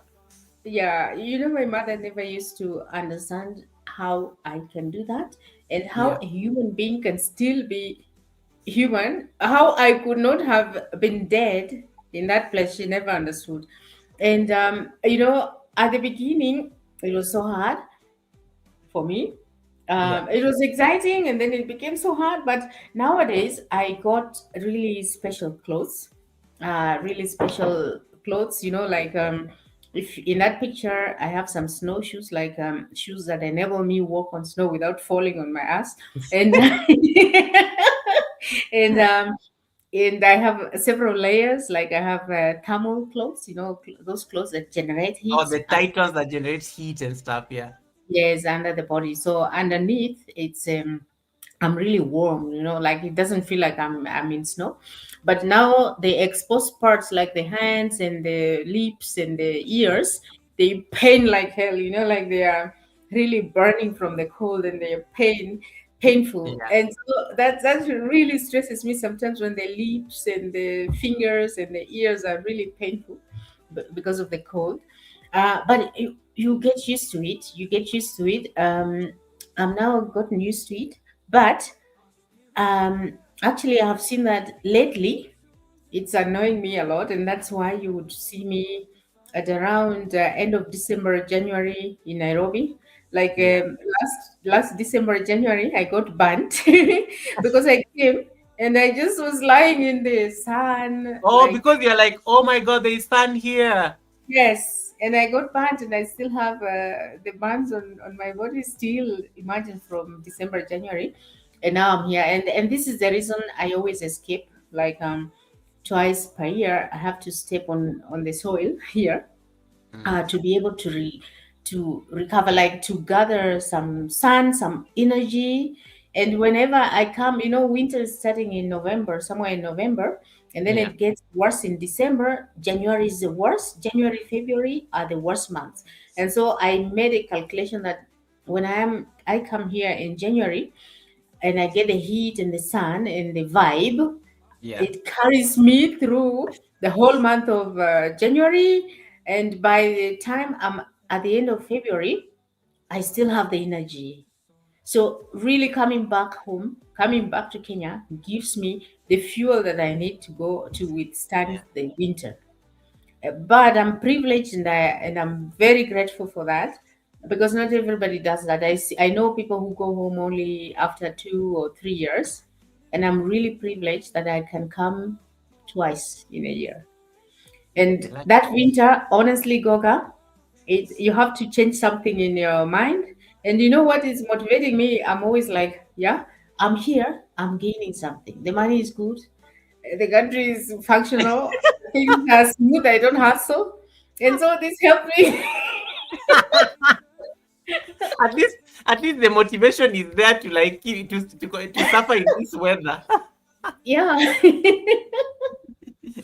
Yes. I had to ask about that. And going back to the conversation around healthcare, um, Mm, working directly with patients, especially as a nurse, and this does not need to be like Switzerland specific. It can be just now into your career.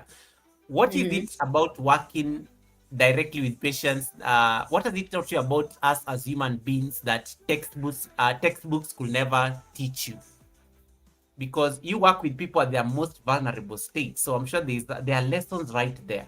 Mhm. Yeah. Yes, the power of intuition. The power of intuition.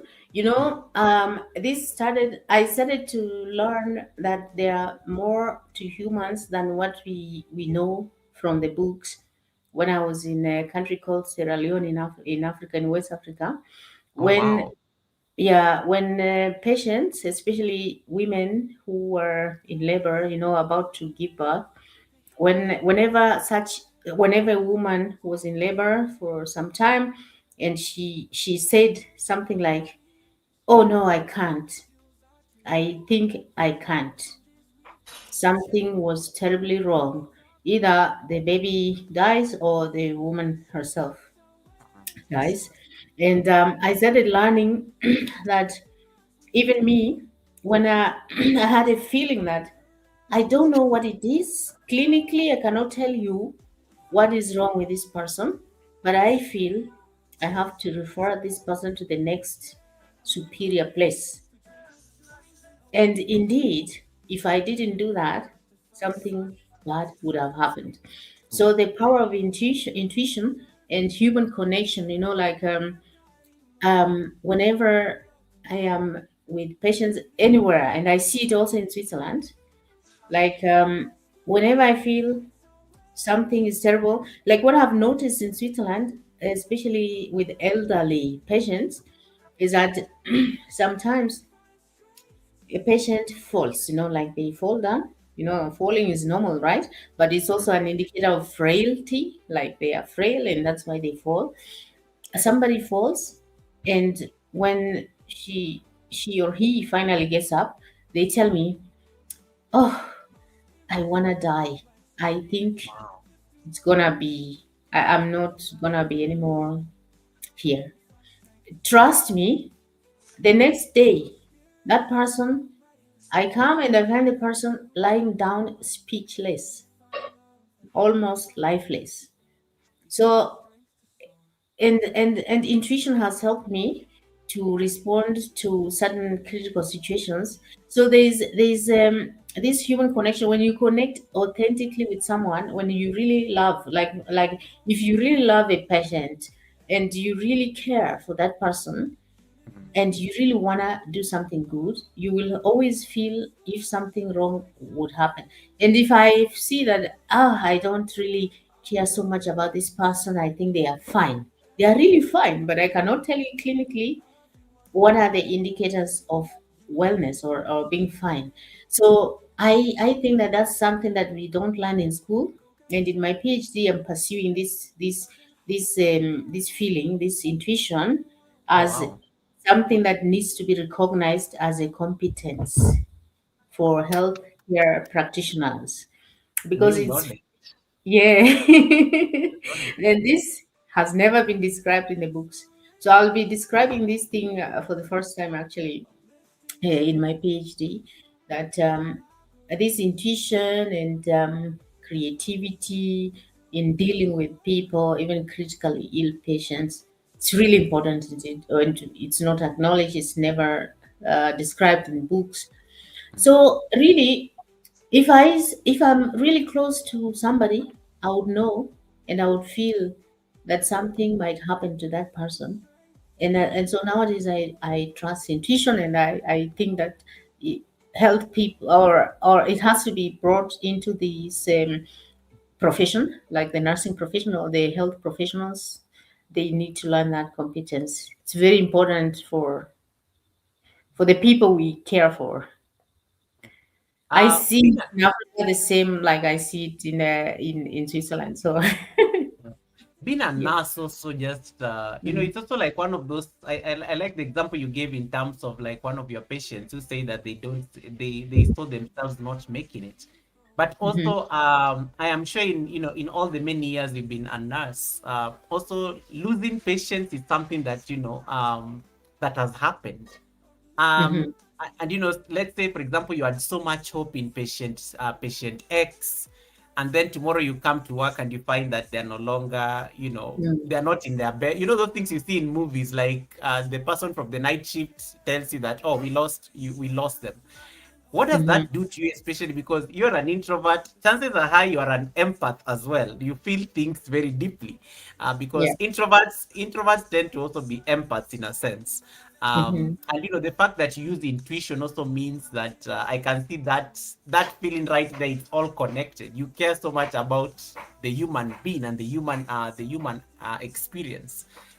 Mhm. But losing patients, and sometimes you have to like be the one to break the news to their families, for example. Mhm. And these are people who are under your care.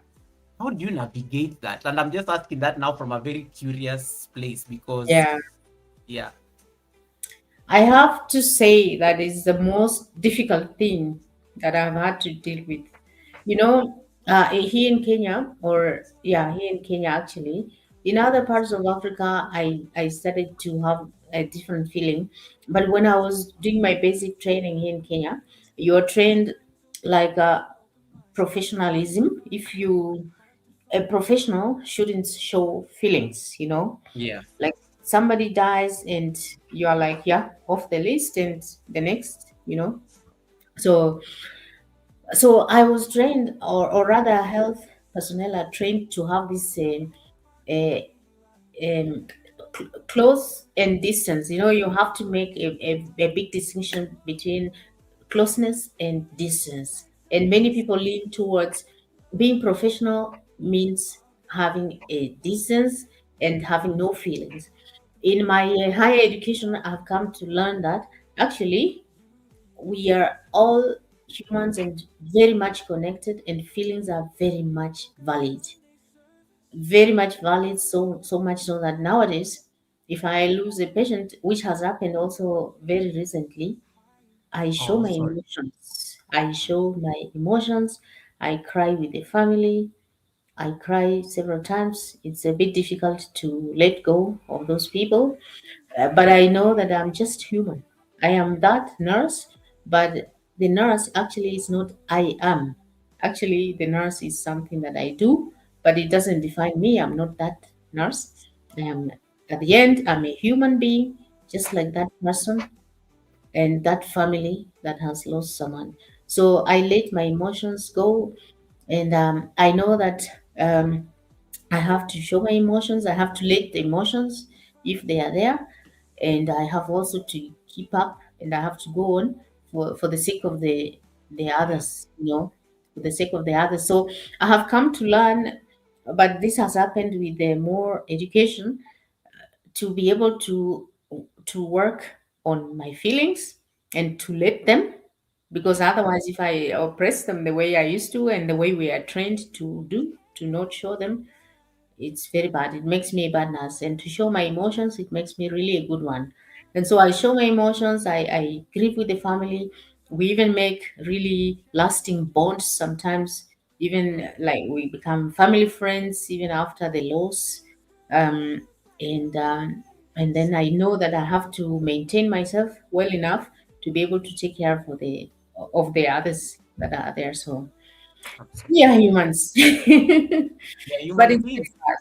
mm, Yeah. Like I imagine the difficulty because the training programs you to like look at a human life like it's just like a file or a record. I remember this when I used to work, and I used to be like somewhere in my profession. Let me not say so much details, mhm. because I'm bound by all these I'm bound by all these documents that I signed, so I can't discuss so much about it. Yeah. But there's somewhere along my profession where like I was taught never to show emotion Wow. because the Mm. disposition, if I showed even a single emotion, it will show the disposition of the institution, which was Yeah. not like part of the job. The job was, even if like a murder sentence is being pronounced, I have to like keep a very straight face, like I'm not shocked, um Wow. or even puzzled or anything. And there's something it did to me, and that's why like I think when the time came to leave, I knew I needed to leave, because deep down I'm a human being. I feel things so deeply. I could feel, that pain of that woman who screamed. There's a woman who screamed so loudly. And Yeah. anytime, I've never forgotten that scream, and it's been over 10 years. It was a scream of Wow. pain. It was a scream of, there's just something about that woman's scream that I've never forgotten 10 years in. Imagine. And Hmm. it reminded me I'm a human being, as we are saying, you know. Uh, Yeah. and and I think I say that I always have to remember that I'm a human being first. I'm not just moving records or files. I don't look at things as files. So I think I resonate with what you said about that. And Mm. just as a nurse, after all these years of experience, what is that? How has the profession made you like personally think about health? Because I know the idea that I may have of health as a lay person may not be the same idea, that, because you do this as a job every day. Mhm. But how has this made you like think about healthcare generally, and even just how we look at our health as human beings? Yeah, I always say, and I will always say that I think health is the best thing that you can have, Mm. other than wealth and other things. I think health, and the WHO's definition of health is is very good. So it doesn't really necessarily mean that um, being being healthy, you don't have any health or medical or bodily challenges. It Yeah. just means that you are holistically healthy, like mentally, physically, and all that, yeah, the whole human. So for Mm. me, I think that being healthy and being aware that you are healthy comes with all these, the definition of health. So the absence of disease, maybe, because if you have a disease or a dysfunction, you may not be healthy. But let's say you're holistically well, you don't have disease, but you're also healthy in your ecosystem. I mean, you have good relations, you have good people around you, you have good thoughts about people around you. Um, And so for me, I look at healthy being me being without disease, being completely functional, um, and having a good, clear mind, thinking good things about others, and really wishing well for the people around. For me, that's health, and it's the best thing that I feel, in my opinion, is the best thing that you can have, even other than wealth. Because I look at people, honestly, I look at people, for example, let's say, okay, I don't want to mention names, but I was just going to mention somebody. You would even laugh if I mentioned his name starts with A. So somebody has a really huge tummy. He can hardly touch his feet. He has a lot of money, eating so well, a lot of money, a lot of people around, but they are full of scandals. They are full of, yeah, they are doing a lot of bad stuff to other people. They are not sharing their wealth. They are not like considering others. But then you find them wasting a lot of money in the hospital because they have to treat something. Then this thing is related to how they live their life. They are not healthy. So they have a dirty mind. They have some physical illness and all that.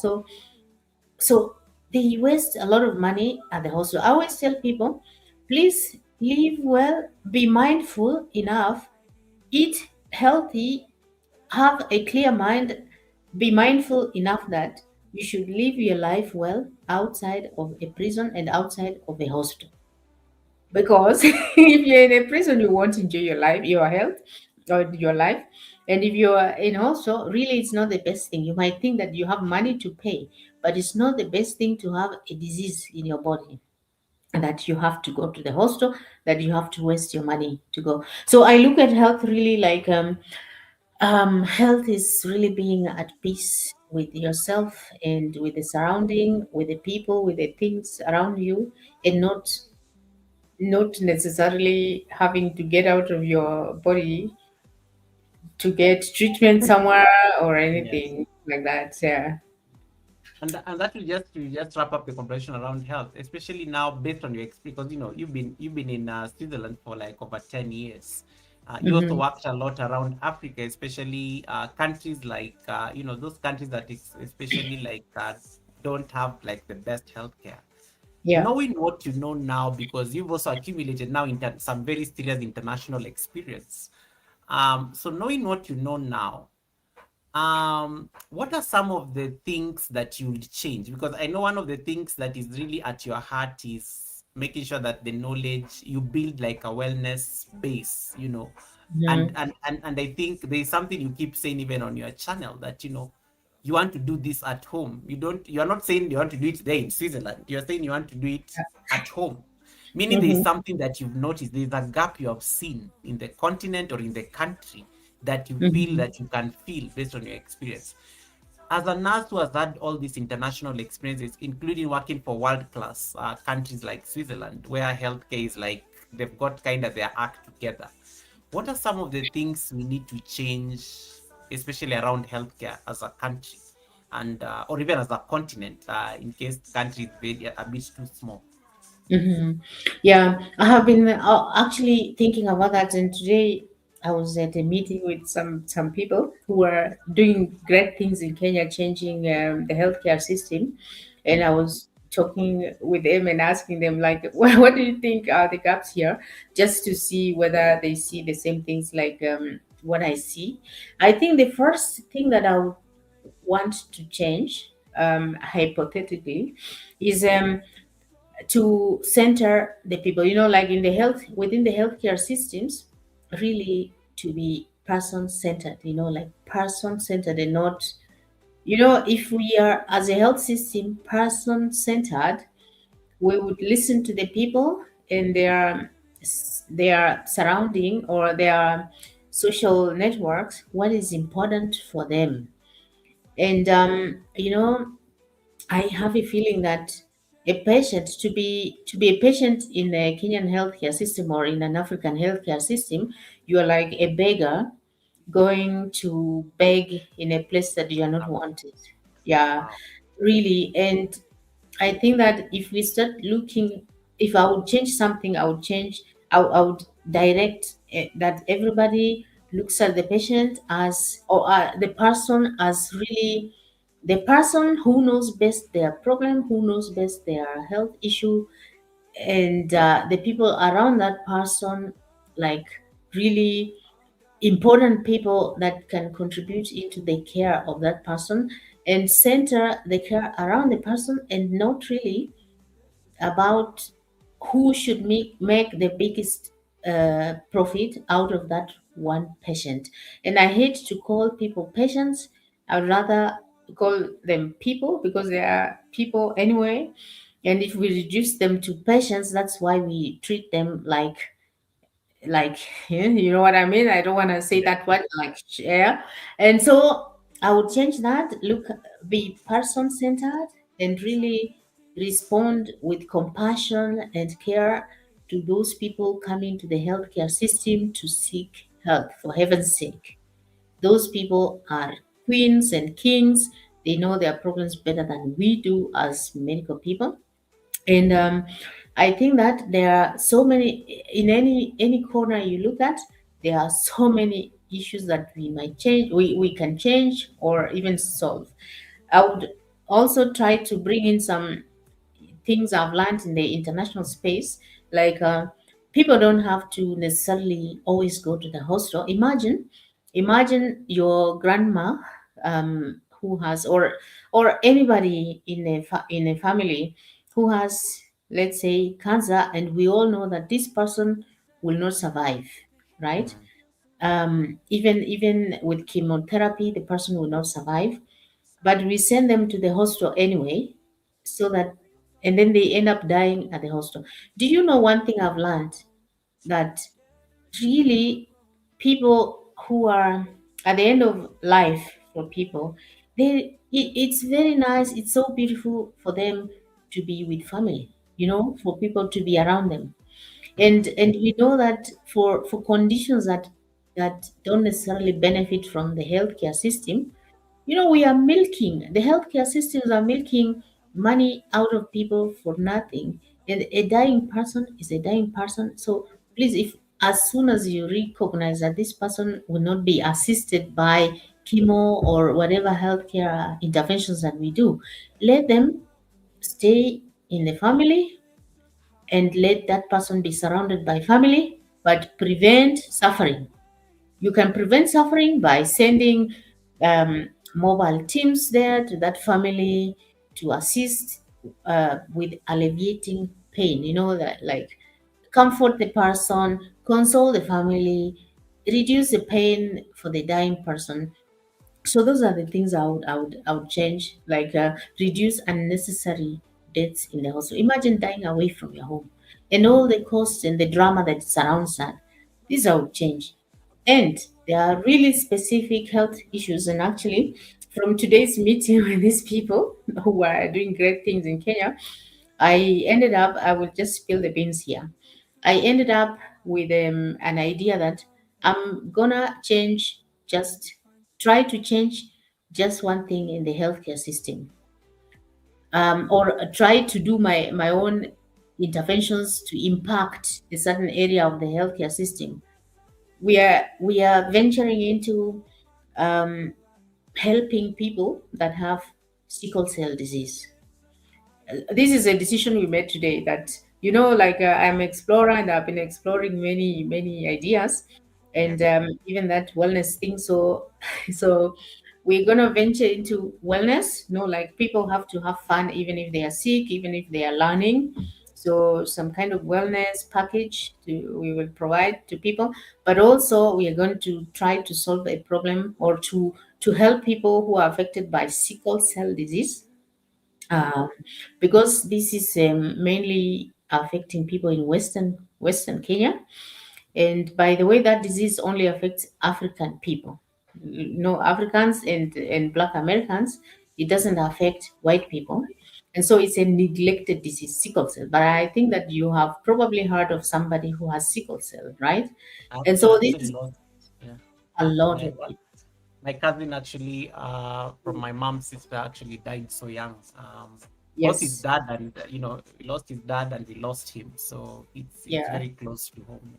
So it's like many families are affected, but you don't hear about that, and there's a gap in that. So for the first time in my life, I'm gonna focus on one thing, not like my YouTube channel where I'm doing this and that, and we're gonna work on that.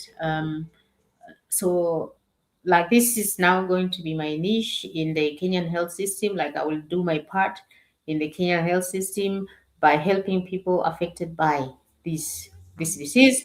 Of course, in future we'll venture into other things, but this is the key thing that I think that we can change. I like um that. And that's a great yes, segue into the wellness because one of the biggest ambitions you have is to get establish like a wellness retreat within especially back at home. yes, What was the inspiration behind this? Because I can see already even intentionally having meetings that they are pushing you towards that direction. yeah, Why a wellness retreat? Because I think when I think of wellness, a wellness retreat, I'm thinking of how holistic it is, even beyond just hospitals. It is the food people are eating, it is the exercises, it is like their mental well-being, just the state of their mind. Why a wellness retreat, and why is this like a very passionate thing for you to like pursue in the long run? yeah. That's really, I'm very passionate about wellness, because I think that, as I say, that being healthy, you really need to be holistically healthy. And I think that wellness for me defines health. Like, so you said it correctly. I'm thinking about a mix of so so I need people to do exercises. I need people, exercise, intentional exercises to prevent diseases, like Yeah. metabolic diabetes, hypertension, and all this. Because I've seen uh, people even just walking for like 5 minutes, or let's say 10 minutes every day, a person can reverse their hypertension, even diabetes. So intentional exercising and intentional um, living well, like eating healthy. So it will be a mix of coachings, seminars, like retreats. I know that students all over the world, they often need that. They are very stressed, just like me. And so offering something like a retreat, a wellness retreat, whereby students, or even normal people, healthy people, or even patients who have been patients for some place somewhere, a place where they can come for retreat, a retreat, a health retreat. And I'm looking at people come to this retreat and learn how to eat healthy, learn how to prevent disease, learn even experience eating a healthy diet. Like, I will juice, I will provide people with juice, I will provide people with fasting, I will Yeah. provide people with information. I will try people, like put them on a treadmill and run and exercise, and just say that for 2 weeks you come to my retreat, you go back a different person, a healthy person, like transform people. So I'm looking at something like this. And so that's the wellness part, which is also associated to health. So it's a wellness that prevents health, that prevents disease. So it's disease prevention wellness I'm looking into. And I'm very passionate about this. These plans are underway.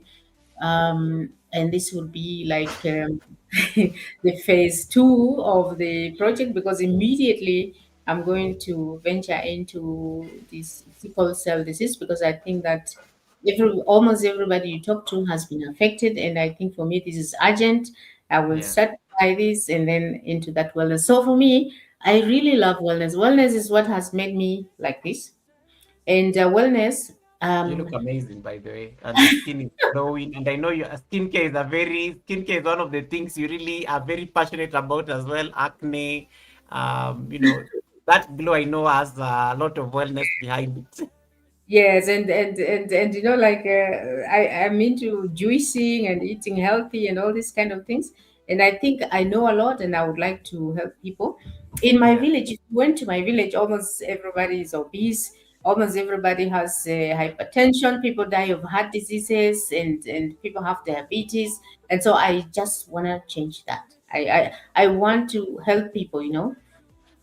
And in Kenya, it's not so easy. If you live in the village, it's not so easy to find a place like to go jogging or yeah. to do any kind of exercises. So I just want to provide this opportunity for people to be able to experience that and transform their health and their lives. I like this. It's a very novel. I was trying to get a picture of you exercising, uh, and even the food you eat. Because I even studied your plate, by the way. Um, Yeah. Yeah. So there is you lifting weights and things. You look amazing by the way in this picture, and I noticed you do a lot of there's a lot of exercising. The glow on the skin. There's that picture where you are lying on the grass. Yeah. Eh, that picture is giving freedom. It's giving I'm very content where I am, and it's giving like I'm living intentionally, and I love my skin, and I love how comfortable I look in it. Like it just looks very it's a very beautiful picture. and Okay. and there is also like the conversation, not just one of the things that also stands out on your channel. And auntie, thank you so much. Auntie is like giving you a shout out on the chat there. Thank you so much, Mrs. G, your favorite auntie. Thank you so much for that. Thank One of you. the other things that you also do on your channel is that you're not shy to get into topics such as not just uh, reproductive health, not just certain health issues. You actually foster that kind of environment where you want to discuss those topics that people sometimes find difficult or even embarrassing to talk about. And for me, I look at that in terms of you are the professional here.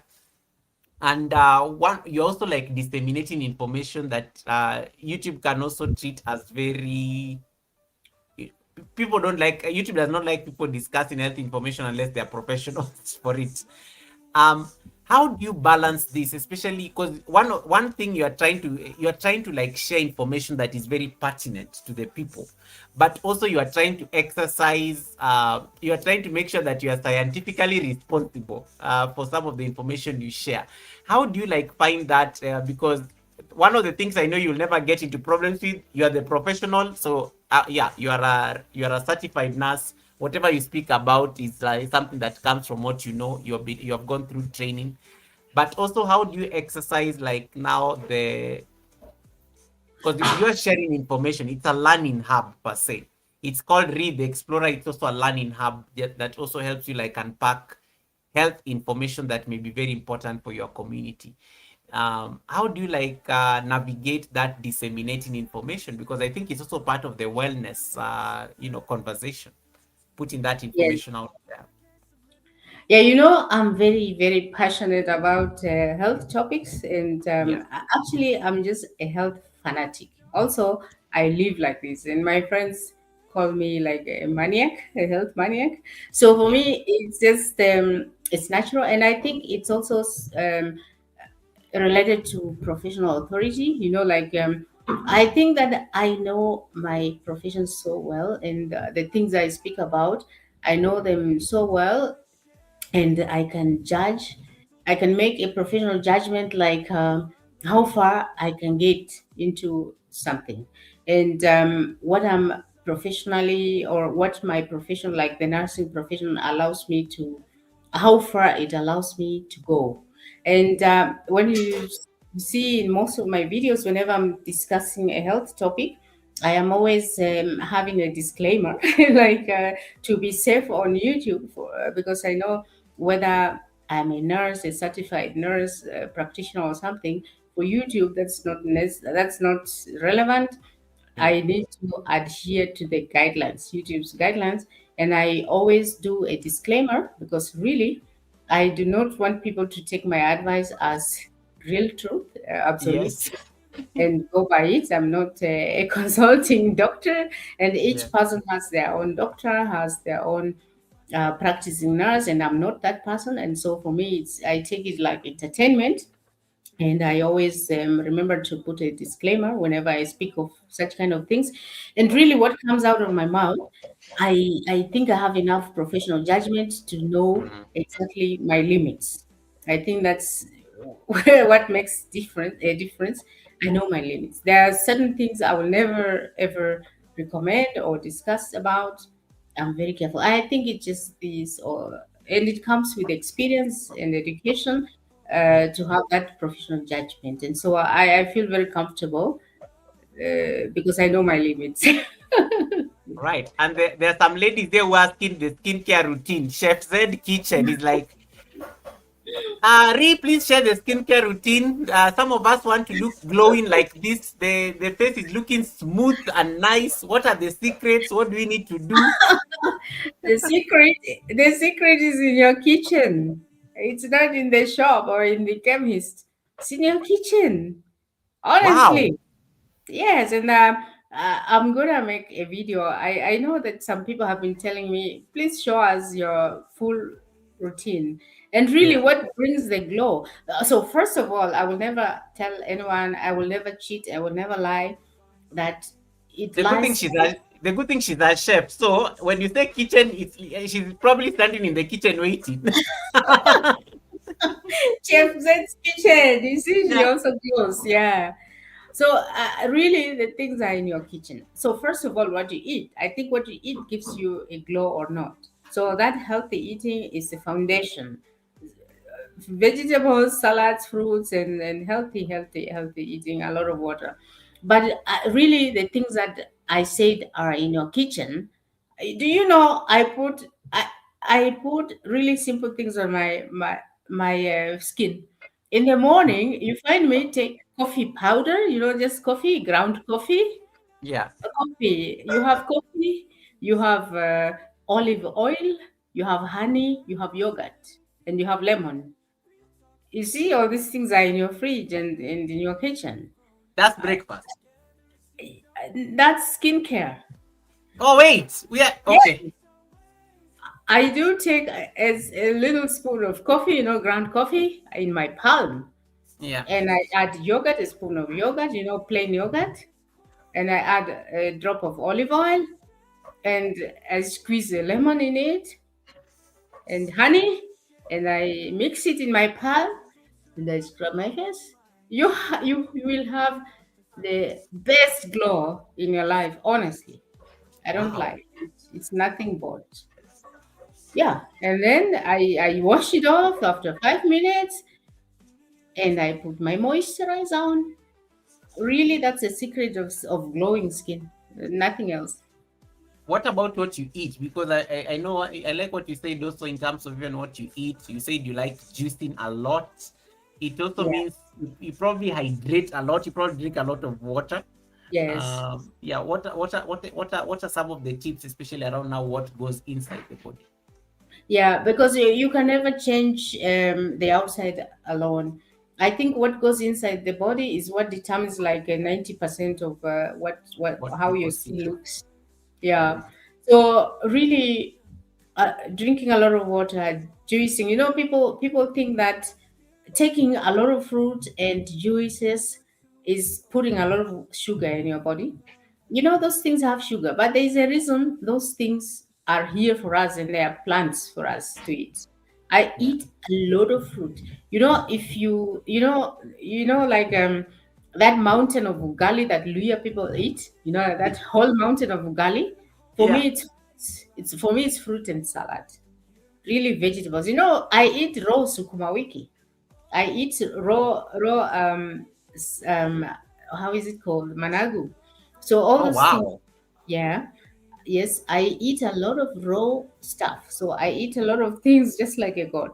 So eat a lot of salads, whatever salad, even I discovered that kale, so sukuma wiki is very good salad, makes very good salad.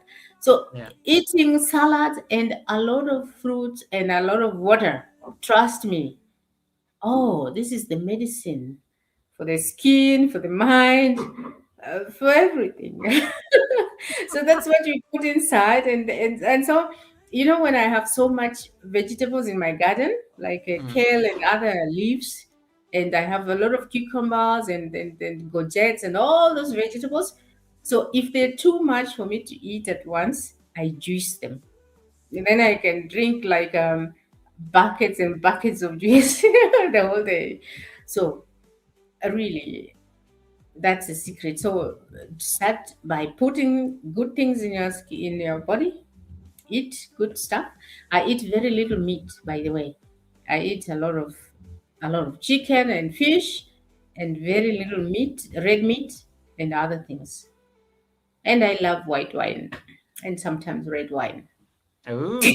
Okay. Girl loves. I saw a wine picture that was sneaked into the slides. There was some wine that was sneaked into the pictures. I was like, why are we getting these pictures of the wine and the food? But clearly now the point is home. Uh, Yes, great conversation here. And I know we are already past 2.5 hours. I know that we still have like time, but don't worry, I'm getting into. That's how interesting this conversation is. yeah, Um, your PhD journey. And I'm going to go back to what some people are like saying when they saw you in that office and they're like, why are you getting all these degrees and stuff like that? I mean, yeah, Rhee, you're already a nurse, you're already creating like health education content, you already want to build a wellness retreat in Kenya. You're pursuing a PhD. Where does this hunger for knowledge come from? Like a PhD is like, and I like what you said. You are trying to, of course, a PhD is like you are adding, you're adding something new into the body of knowledge, and for you, it is like how intuition can also like inform some of the decisions that are made within the healthcare space. Why did you decide to do a PhD? Oh my goodness! And yeah. I'm, and I'm sure your family people are looking at you like, this girl, there is something wrong with her. Yes. First of all, I am an explorer. I love exploring, and I just wanted to explore the highest degree that one can get. Really, Wow. so easily and simply like that. I didn't have a goal doing the PhD, but I grew up in a family where education was like sacrosanct. So they pushed us. Our parents pushed us Guys, did you to. hear that vocabulary? Did you hear that vocabulary that was used? PhD people. Guys, did you hear? Helen, have you ever heard of that vocabulary? Sacrosanct. Helen, there is a vocabulary there because you're always accusing me of using difficult words. Eh? Sacrosanct. Anyway, just kidding. So, you know, my elder sister, you know, she's much older. There are four people. Four. I'm the fifth born, and my Oh, elder wow. sister is still studying. Imagine. So anyway, that's a long story.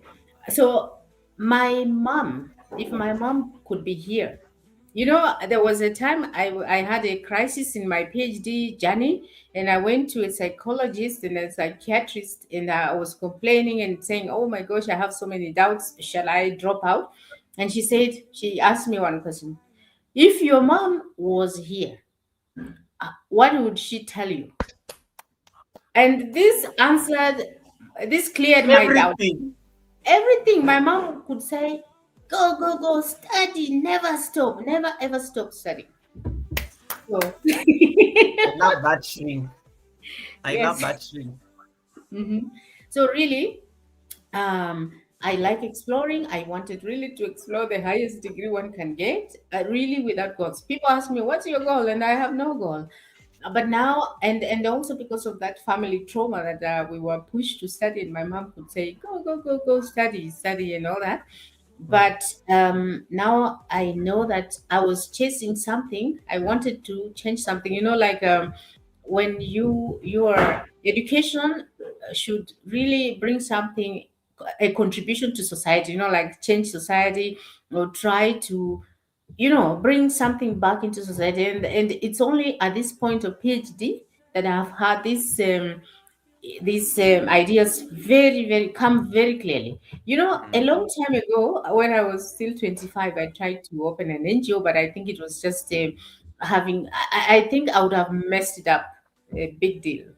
So so I think this is the time that it's come very clearly that I really need to do something for society, and I need to do this and that and that. And thanks to the PhD, it has opened my eyes, and I've known with a PhD that really there is so much that you can never know. I know now that I know nothing. And isn't that the ultimate beauty of knowledge? Like you go all that route and then you realize there's just so much knowledge in this world, and you'll never Yeah. get all of it, and that's just the reality of it. Yes. And So you then it just tells me that I should stop chasing it, and I should just now act. and focus on that one thing and excel in that one thing. What has been Yes. what has been, especially, you are a woman, number one. You Yeah. are doing a PhD. Very soon we are going to be calling. I don't know that you have already. Do I start calling you doctor yet, or I Not wait? yet. Not yet. Okay, After just checking, January. just checking. It's important for my bragging rights so that I can say I know some PhD somewhere. Um, it's important. The PhD is not for you. It's for us in the community. We have to know, guys. Do you know my sister is a doctor? Anyway, I digress. Mm-hmm. So one of the things, at least I know, it cannot be easy. Especially number one, you're a woman. You're doing a PhD and you're studying abroad. That comes with a certain discipline. you are Mm-hmm. also an you are also a nurse. You have to go to work to make money. You have to get money you have to travel because you like exploring the world, because clearly, how do you balance all these things, and what has been the most difficult part of this PhD journey? Oh, very nice that you asked that.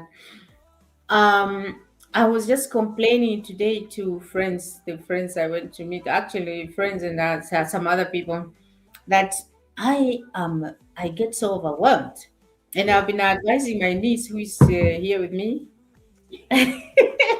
that she should never ever do a PhD in the same way I've done. If she wants to do it, she should do it with 25 years old, at 25 years old, Yeah. not later. And so, really, it's been very tough balancing work and PhD and social life. Is the hardest thing that I've ever put myself into, I must say. And there are many times I have fallen into crisis, like I've had many PhD crises. Apparently, many people get into this kind of crisis. I have been in so many. I have to really, if I have to mentor somebody who is studying, I can be the best mentor now because I've gone through a lot of crisis, and my problem has been to keep up that level of that Swissness, the Yeah. Swissness of being exact, and starting my days at 7 or even sometimes at 6. Yes, I sleep on the table working up to around 2, and then I Yeah. cannot wake up at 7 in the morning. So I'm a night person, by the way, so I work more efficiently later in the night than early in the morning. But Swiss people, if you're not working early in the morning, then you're lazy, they say. So for me, it's really a PhD, really earning a PhD. Maybe for some people it's easy. For me, it's not easy, and I think it is the hardest thing that one can get themselves into. I don't say that it's not doable. It's really very doable. If I did it, anyone can do it. But it's the hardest thing that one can get themselves into. So I start to advise people, do it when you're 25 years, because you don't care, you are reckless, and you don't care if you fail today the exam or not. But Rhee, on this one, I have to disagree with you. Do you think a 25-year-old is? Do you think a 25-year-old cares about like extending the boundaries of knowledge? Or let me tell you, when I was in my 23, I was jumping on top of tables and things like that. And you know, I wasn't. Life was so easy. I miss the days I was 25, honestly, or 23, because there was just like a whole world ahead of me, and then adulting happened. Jesus Yeah. Christ. You have a job, you have decisions to make. There are people, family members who are looking at you to like make a like, I want Goga, to say hats Goga, off.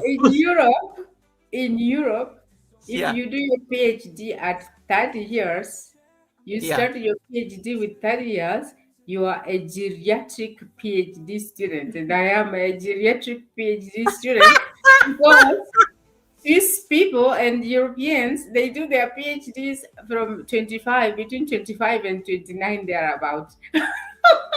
Those people, their lives are arranged like this. But Trust me. But but us, but again, they also have the opportunities, because I mean, and this is going to be a nice question for me to ask. If you yeah, compare, like, let's just say hypothetically speaking, you never went to Switzerland, you never yeah, became a Swiss citizen yeah, of 10 years. yeah. Hypothetically, let's say you never had this opportunity. Do you think you'd have actually done a PhD had you stayed in Kenya? Never. First of all, I would There you never go. have afforded it. And really, secondly, if I were just a Kenyan, all the societal pressures, get Yes. married, kids, and be a wife, a good wife, and all that. Yeah. I would never, for many reasons, I would never have afforded to do a PhD in Kenya. Never. There you go. Honestly. Yeah. There you go. There you Yeah. go. There you go. Yeah. So I think, So, and I think that helps. For me, I think when I studied abroad, when I did my second degree, for example, that's one of the things I had to make peace with, because even when I was thinking, when I get the opportunity to go and do that degree, and I kept on second guessing myself. And my mentor told me one question that I think my mentor asked me one question.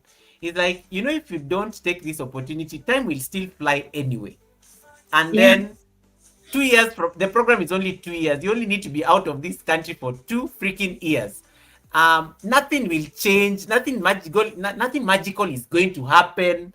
So what is, can you weigh your options? Is it better to have a second degree after 2 years, or you'll just be with us here and we'll be talking after 2 years? You just decided to stay. And I think I needed that kind of reality check at that particular point. Yes. Yeah. Yes. Yes. Yeah. But I mean, go you, and I'm just glad that because you're now setting the stage for now all these other people that maybe may can actually do it like when they're younger. And that I like what you say, that you had to go and see a psychologist, and the psychologist asked you, what would your mother say? Oh my, I love that shrink. I love that shrink. And that will be my question for you as well. Now I'm going to put you on the spot. Yeah. What would you tell somebody who's listening to us in this conversation, who feels that they are too old or they are too late to go back to school? Because for you, going back to school has never been like, even just making that decision to go and do your master's in Switzerland back in the day. I'm sure it was not an easy decision, but you said, I'm going to commit and I'm going to do this. So in case Yes. somebody is second guessing their age, they're second guessing their time, what would you tell them? Do you know we limit ourselves? I would tell that person really to see, to like observe that thing that is limiting him or her, because there's a certain thing behind this person, behind that person, that is Yeah. limiting them, and that thing is really, that's something that can easily strangle that person. And so there is no age limit. Do you know, um, in all these lecture halls that I have been, Yeah. there are, even currently in my PhD program, there's like two retired men doing a PhD, and Yeah. there are quite a few, like 50-year-old, um, 45-year-old, 50, even 60, and retired, as I told you, Yes. um, who are still doing a PhD. So for me, I would say never ever let age limit you, or I'm too old, or for whatever reason I cannot do it. Never, because if you say that there's something really behind you which you need to work on, that is limiting you, and that thing must be limiting you in other areas of your life, and please be aware of that thing and really smash that thing out of you. There's no age limit. I have been to Europe, and I've been really to, the PhD has taken me to many other countries and in many halls, and I've seen very old people pursuing a PhD just out of passion, or it was their dream, but they had kids, and the kids prevented them from doing it, and now the kids are older, and then they continue to pursue their dream. So there's no age limit, and please do it. It's the best thing you can do, I tell you. It has changed me, even though I was confused along the way. It Yeah. has changed me, it has changed my thinking, and it has given me clear, um like ideas, what I need to do in life and in the lives of others. And so it's a good thing. It's hard. It's very good. Never let age limit you from doing anything. And if it's a woman, like I always tell women, I'm sorry, Goga had to say it on your channel. Please. I would say there is, I wouldn't say this on your channel, but if it's a woman, men, they are lucky because they can postpone everything, like those social responsibilities. They can do them at any point in their life. Women, they have a biological clock. They have this biological clock which is real, and so there are so many strategies that there are so many things those women can do to postpone, or rather to go about that clock and to pursue their PhD dreams. So please go for it. I can't Love that. wait to, yeah, Yeah. really, But I can't wait to start coaching people about how they can postpone I everything and do the PhDs and and and I, no and for me, I like those kind of conversations because one of the things I respect women by the for that, my own mother literally abandoned her further education plans because she had me. And she mm, she had been bought for a ticket, and she gets that like revelation that it totally changed all her plans and things like that. So for me, I always say anybody who can get that opportunity to just like get the highest level of education you can always get, by all means take it. And yes, let's talk about the rooms that higher education places you in. You make certain decisions in places that people will never know. You influence things that go into policy work and things like that. Let's talk about that, the unseen, the hidden cost of success, because there are certain things I'm sure, Rhee, that there are certain benefits that you get because of higher education. There are yes, certain rooms that higher education has put you in. I like the example you gave that there are certain countries that higher education has made you access certain countries. Talk to us about some of these other, because people don't see them when you're grinding, but then eventually they start like paying off, and you're like, oh yeah, they definitely needed my brains in this room. yeah. Yeah. I have been invited as a keynote speaker in Yeah. many conferences around the world. Actually, within Europe. I haven't been outside of Europe, but Wow. within Asia. Wow. Yeah, Yeah. yeah, like a keynote speaker. And I tell you, I've been a keynote speaker at a conference in Sweden once. Wow. And me, honestly, as you said, the cost of success. There is also another part where I am anxious, Like I know what I'm gonna talk about. I know it's my topic. People trust in me, and that's why they asked me to be a keynote speaker. But then that thing, that thing that limits That us. the Yeah, imposter syndrome. You're like you don't think that you're worthy why to tell me? them. Yeah. Yeah, why me? Why couldn't they ask me to do it with so and so? Why couldn't they ask so and so? I Yes. lament until I finish my presentation. And when people clap, I come down and say, "Oh my gosh, You it's know, I was invited in this room." you are the So person they needed to hear. Exactly. yes, and I've been really like it, it really terrifies me the many times that I've been invited to speak. I speak a lot, by the way, at conferences, international conferences, with people from all over the world. And those, Europe is Europe.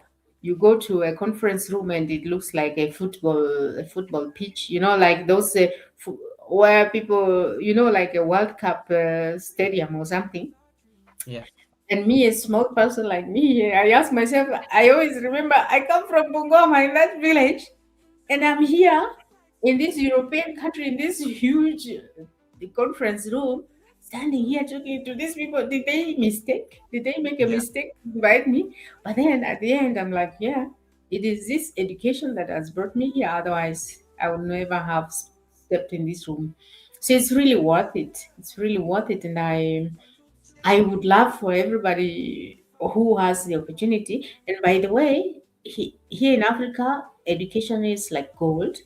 Mm. Only the rich can get it.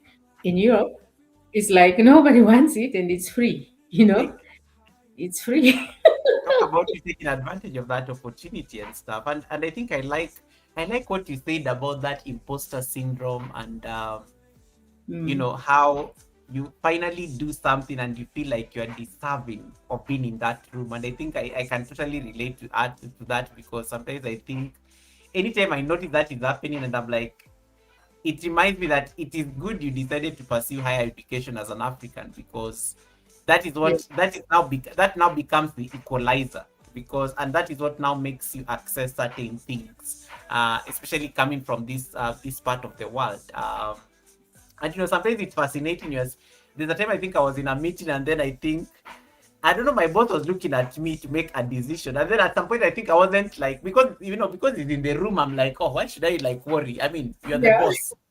And then so I did not notice that the entire room was looking at me to like make a decision, because I'm the one who determines how things move from there. And I'm like, oh my god, you guys are waiting for me to make the decision. Like, yeah, not Imagine. like that. And I was like, wait, me? Like, I even you start like looking back. Yeah. Yes, I really relate to that. Yeah. Yes, I I can know. imagine. And keep. I like that. Keep thriving. Keep pushing those boundaries.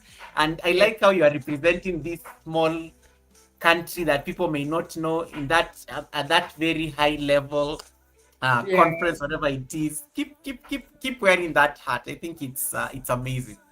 Thank you so much. Yes, I will What does your push mom it. What does your mom think when she sees you just like taking on the world? Like that Yoga. woman must be very proud. Like, She would be very, very proud. Goga, she would be so proud. It's one of the things that I am. I'm not over that yet. I'm so sorry. oh, sorry. I can't talk about it anymore. It's something I'm working on, but I unfortunately she's not here, and it makes me sad. I understand. Yeah, yeah. The cost But of yeah, success. Yeah, the she cost would of be the proudest woman on earth. Mm-hmm. I like that. And yeah, I will not push that until we are ready probably to talk about it in the next time we come to the Sunday service. But Yeah, just yeah. I'm working just on that. yeah, just Mm-hmm. keep doing that. Just keep doing that amazing work. Like I'm sure she's proud wherever she is just watching over her Yeah. daughter. If you could Mm-hmm. speak to the younger version of yourself, Mm-hmm. before Switzerland, before the PhD, before the nursing career, just when you are starting off, when even the future, I'm sure you have been in a place in life where you don't even see the future. Like life is just hard. You don't even see like an opportunity. If you could speak to that younger version of yourself who had no idea how life was going to turn out, what would you tell her? Yeah. I would say if there's yeah, I would really tell her to try amidst all the unclarity, disclarity, all that, try to know what you want in life. Because, I have gone through life without knowing what I want to this point.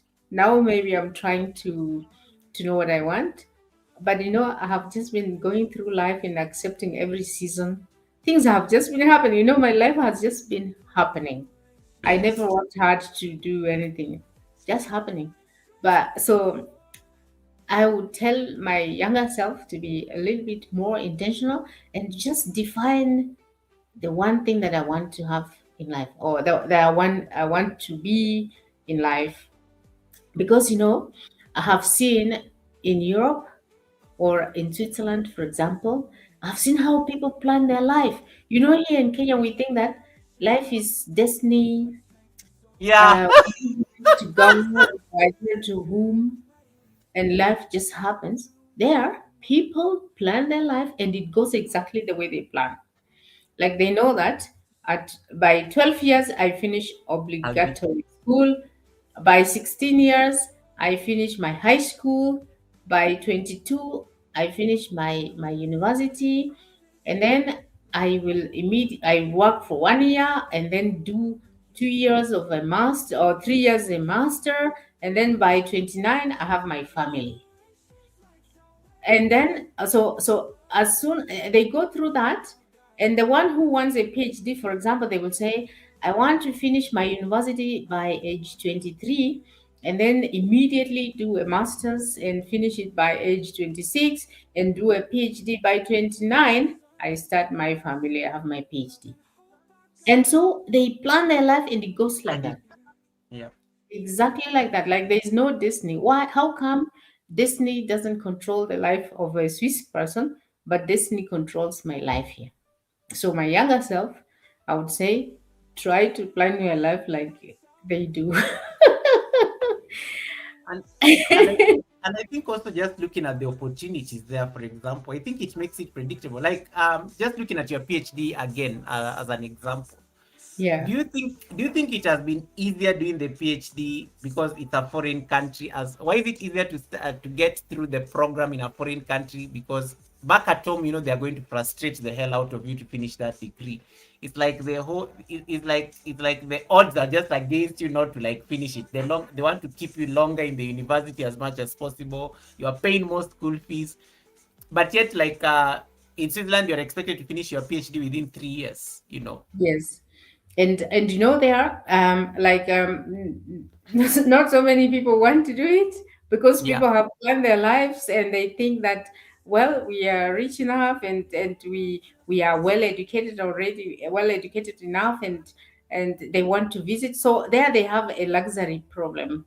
yeah, Many people are rich and many people don't have to work hard because their family lineage passes on wealth to them. So the wealth part, making money part, is not in their minds.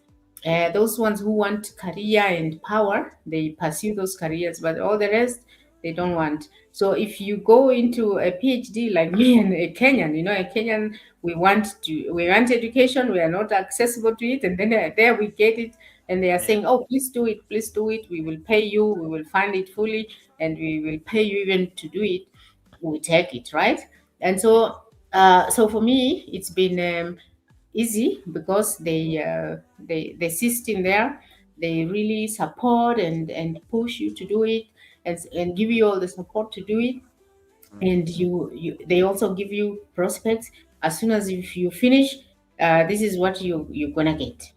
Like it's really organized. It's really they really promote it. They sell it well to people, and they promote you and support you to do it. That's how I have been able to do it. And And that of takes course, me. Kenyan, I jumped onto the idea. Sorry.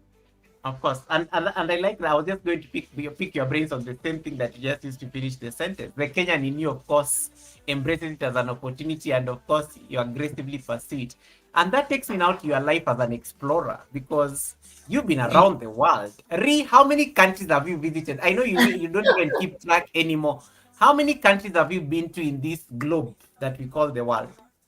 Oh my gosh. I have been anyway. I think nowadays I don't count, but I It's think hey, that's a flex right there. Guys, did you hear that human say that? Oh, there are so many I don't even know. I don't count anymore. Like, and in okay, some give us countries, an estimate. How many? I've been so many times back. Like several times in one country. Anyway, there are not many. I've been to like 15 countries only, and in most of That's those countries, good. I've several times back into those countries, like 3, 4 times in the same country. So Yeah. yeah. How many languages do you speak? Well, I speak fluently. Several languages, maybe five or four, let's say. So English, German, Kiswahili, Luya, so Bukusu, and a little bit of Luo. So four and a half. There we go. Yeah. Um, and I like that, and that's important because one of the things, 15 countries is no mean feat. That means you've experienced like very different cultures just through your travel alone, and Yeah. living abroad also, of course, because I know you meet a lot of people from different parts of the world as well in your through your experience living abroad. Mm-hmm. What is that one thing that this all these travels has taught you that formal education could never even dare? Because what I like one before I ever left my country, and I even told a guest who was seated where you are. Before I ever left, the first time I ever left Kenya was in 2013. This was like 13 years ago. And Mm-hmm.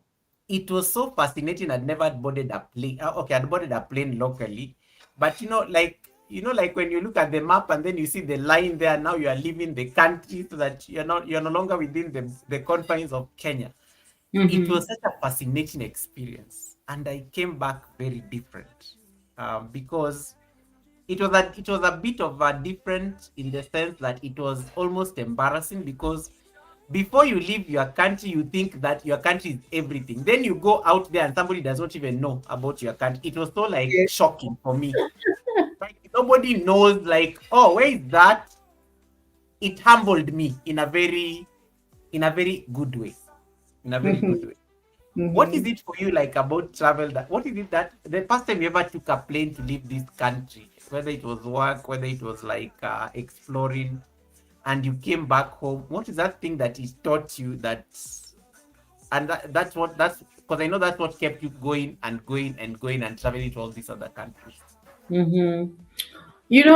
I listen to you so keenly, and I think that what I've learned is even to appreciate home more. The more I travel, the more I appreciate home. Like there's no other place as good as home or as comfortable as home. uh, you know Me, I believe in going to another country. I don't just go to a country. I always connect with locals, the so-called locals. Like I will never go to a country and get into a bubble, like expat bubble, like where people, The international tourist, people hang the around. touristy parts, the touristy areas, and then you have no idea of what happens in the rest of the country. Yes, I always go deep into the hind stage, like when I was in Sierra Leone and in Liberia. I even went to, like those people hiding in the forest doing some kind of Wow. rituals, yeah. And I let myself experience those local cultures, like I remember in Sierra Leone they put some stuff in my eyes, and then they told me I would see some magic in water. So I let myself do those things, and they turn out to be, they only work on locals and not to other people. Like if you're not in that culture, certain things really don't work on you. Yeah. So I am that person who goes deep into what it means to be local. Like you find me drinking palm wine on the in the backstage of in Ghana, for example, Yeah. drinking palm wine. But other people would think, oh, this thing is dirty. But it's only through doing those things that you That you get, experience the culture. yes, you experience the culture and you get to know the real thing, what it means to be a Sierra Leonean, what it means to be a Liberian, what it means to be a Ghanaian. You don't know it in the capital Accra, Yeah. So I do those things, and it has taught me humility, humility for other people's cultures. I Yes. respect Liberians who eat snails, but I wouldn't really eat snails in my own country. I am so forever grateful that my country is what it is. We eat real things. So, Professor Green is asking whether you've been to Jamaica. mhm. Professor Green is asking whether you've been to Jamaica.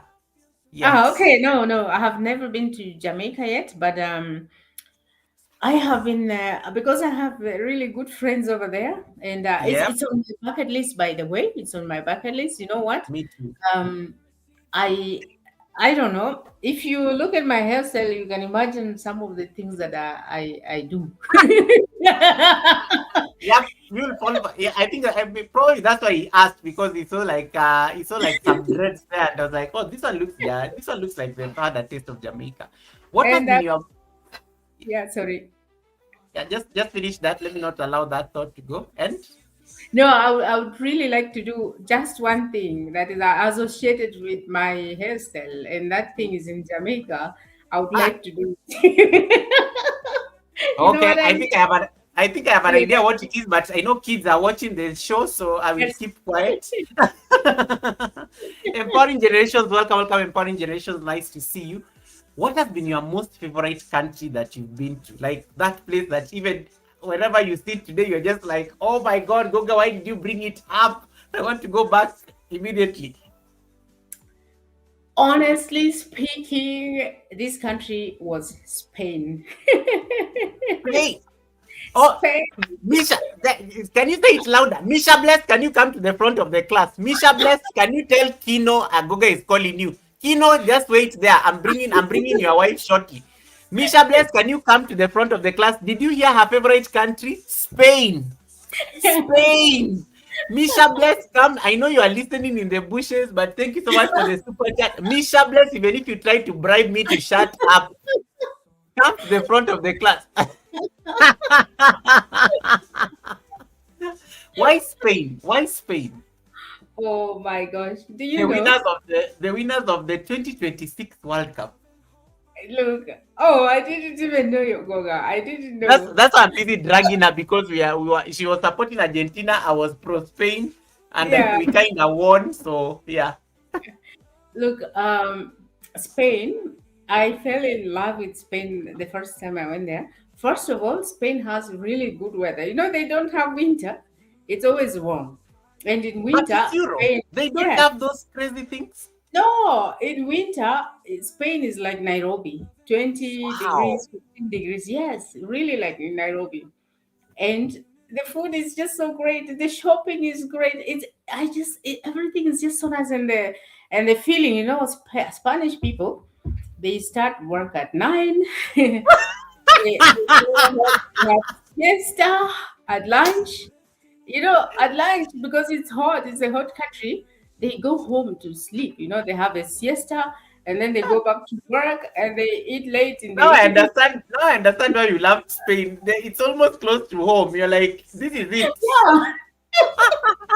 Actually, it's very close to Kenya. Wait, did you say they go to sleep at lunchtime? Yes, they do siesta. They sleep, they nap. Spain. I like that. And the country that actually made you appreciate home more. Like, because I know you've been to those countries where you're just like, okay. So Yeah. home, there are certain benefits that we get at home, and we kind of take it for granted. So what was that country that for you you're just like, oh my god, I need to go back home? This country was Liberia. Liberia, Salif Liberia. Salif Johnson's country. Yes. Yes. Yeah, that country, a lot of things happen. Those are people who were brought back from the US. They were Yeah. a lot of people, they were slaves and they were brought back and they formed that country.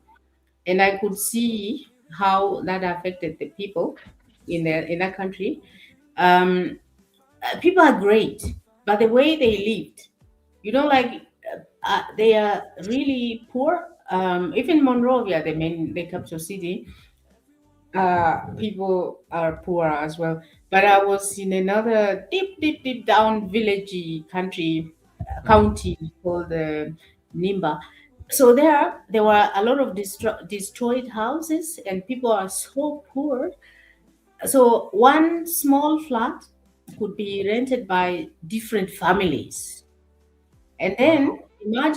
imagine one family rents this room, another one that room, another one that room, another one that room, and each one has a wife and kids, families. And imagine what happens there. So one family, the parents go to work, and imagine the children. A lot of evil stuff happened to the children. I saw a lot of bad things, and the food. Do you know that there I learned that in Kenya we have so many types of vegetables we eat.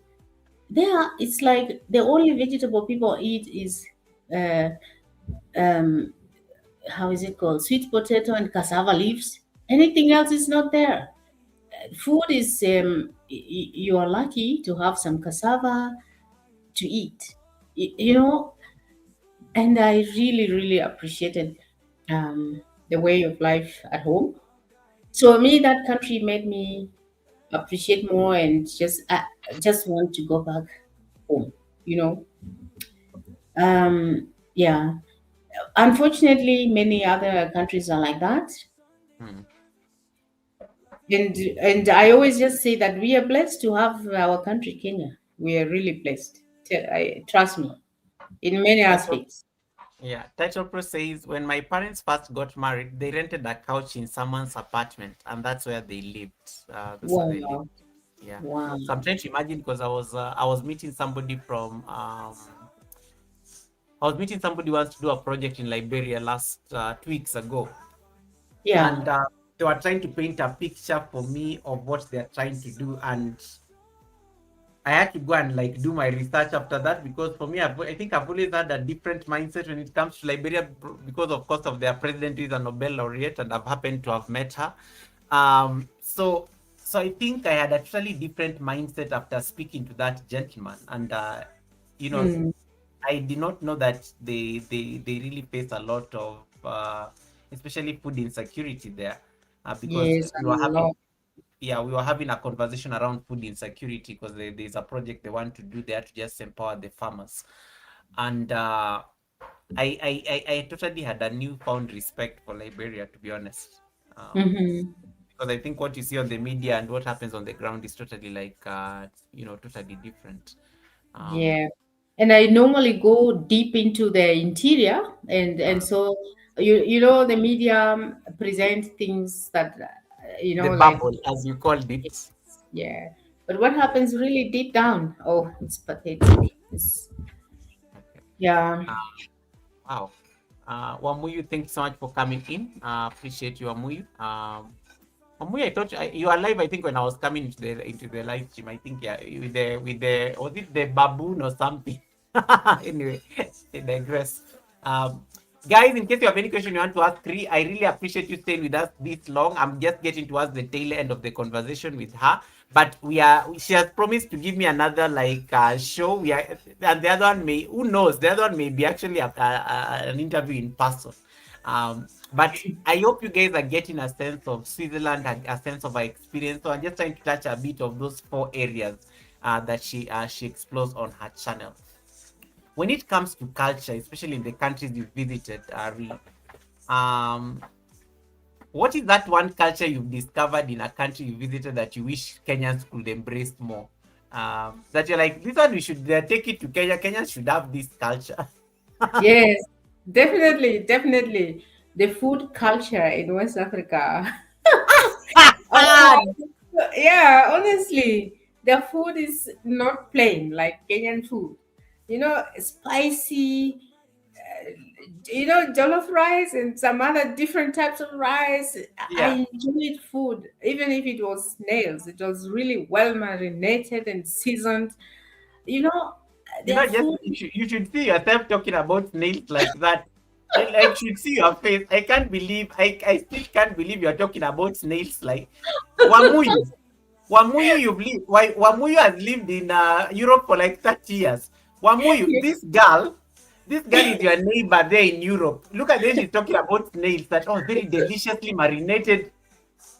Yeah, I give up. Really, the food culture in West Africa is great. Trust me. And people are more open and happier. Like you find a 60-year-old woman in a miniskirt and a spaghetti top Woo! What? having rocking life. Yeah. But in Kenya, you find a 60-year-old woman and is covered with a head tie and everything. So there are people in West Africa, people are hot. It's really, I really admire the people and the food culture, really. Yeah, And they're happy despite the I problems. like that. Yes. Uh, And sorry, go. yeah, just finish. I think you might have Yeah. said what I was going to ask. Yes, so the food culture and the people in West Africa, I wish it were in Kenya, but also the discipline in Europe, or rather in Switzerland, because Europe is big. Mm. The discipline and just in Switzerland, um, you can't take people like where I work, even I study like at work, somebody leaves their wallet there and it has like 1,000 Swiss francs and comes back the next day. Nobody even moves it on the side. They Wow. find it exactly there. You go to I go for hiking in the mountains, and I find in some mountain village a shop without an attendant, without a camera. You And it has some items for sale, let's say cheese or some honey. You pick it, you pay, and you go. There's no camera, nothing. So that level of trust, it's so Wow. much. I wish we had that in Kenya. You have to walk around with your things locked and everything. I know, right? My iPhone 17, I have to wear like three jackets and Just to make sure that it is safe. I like that, by the way. That's the trust culture. yes, it's really. Wait, did you actually say that there's a shop without an attendant and you can just take the things? Yes, without an attendant, without a camera, and the instructions are just there, how you should pay, and people just pick things, pay, and go, and there is nothing And that nobody, goes. and nobody picks anything excess. They just pick what, oh my God. Imagine, Wow. just Wow. imagine that. Yeah, I always wonder. I just always wish. I Oh, know this. the Kenyan in you. Yes. Even the Kenyan in me is finding that very strange because I think the environment you grow up in actually dictates a lot of how you Yeah. perceive the world. I, And I reach those shops and I become so nervous. I'm like, I I look know. around. Even when I pay, I pick something and pay. I look around. If somebody is seeing me, you have to see that I'm paying, guys. Yeah, I'm paying. The environment you grow up in, man. Ah, and conversely, in case the roles were reversed, what is that culture about Kenya that you actually feel like some countries should have, the ones that you visited? Like, what is that one culture about us as a nation that makes sense for those other people as well? Yeah, look, I think that as Kenyans, we have this Kenyan spirit, I call it, and I think I'm not the only one calling it that way. The Kenyan spirit. The Kenyan spirit is that drive that every Kenyan has to work. Kenyans want to go to work. You remember those days when on radio, our parents put on the radio very early in the morning, and there was Yeah. someone saying, urging people to get up and go to school, go to work, or even singing. There was a song. I don't know who that was, but somebody urged some people very early on radio, like, get up, go to work, go to school, and all that. Yes. So that Kenyan spirit, like, work very hard, but in the evening go and enjoy your task or your drink, wherever. Yeah. It's all over. Like, the Kenyan professionals I've met, they bear that spirit. Like, the Kenyan spirit in me has made me withstand all those stresses and everything. So Mm. and when we go to work, people always realize, hey, there's a Kenyan. And I think the more I go to other countries, the more I hear that, oh, there's a Kenyan, and Kenyans have a certain work culture that is really amazing, and people are likely to hire a Kenyan compared to somebody else. So that Kenyan spirit, it's a spirit that makes us to go on to work hard, to Yep. strive, even when there's something is so hard or stressful. That Yep. Kenyan spirit makes You're me the, get up you're the and one go. right. Like that example you just gave. Like, yeah, probably you are the only African in most of these setups that you're in there in Europe. Yes. But then the Kenyan spirit in you has to like make sure it's aggressive in embracing these opportunities. And I think I like how you are embracing that opportunity. You made the decision to become Swiss. Um, so that means that yes, of course you are Kenyan, but also now you happen to be a Swiss citizen. When what inspired that decision, and like how does it feel, especially now that because of course Kenya nowadays allows for dual citizenship and stuff. So how does it feel? Because now you on one card you have to like speak the Swiss conversation, and then you have to switch back and you are Kenyan when it's when it's important. How do you find it balancing two nationalities? Wow. Yeah.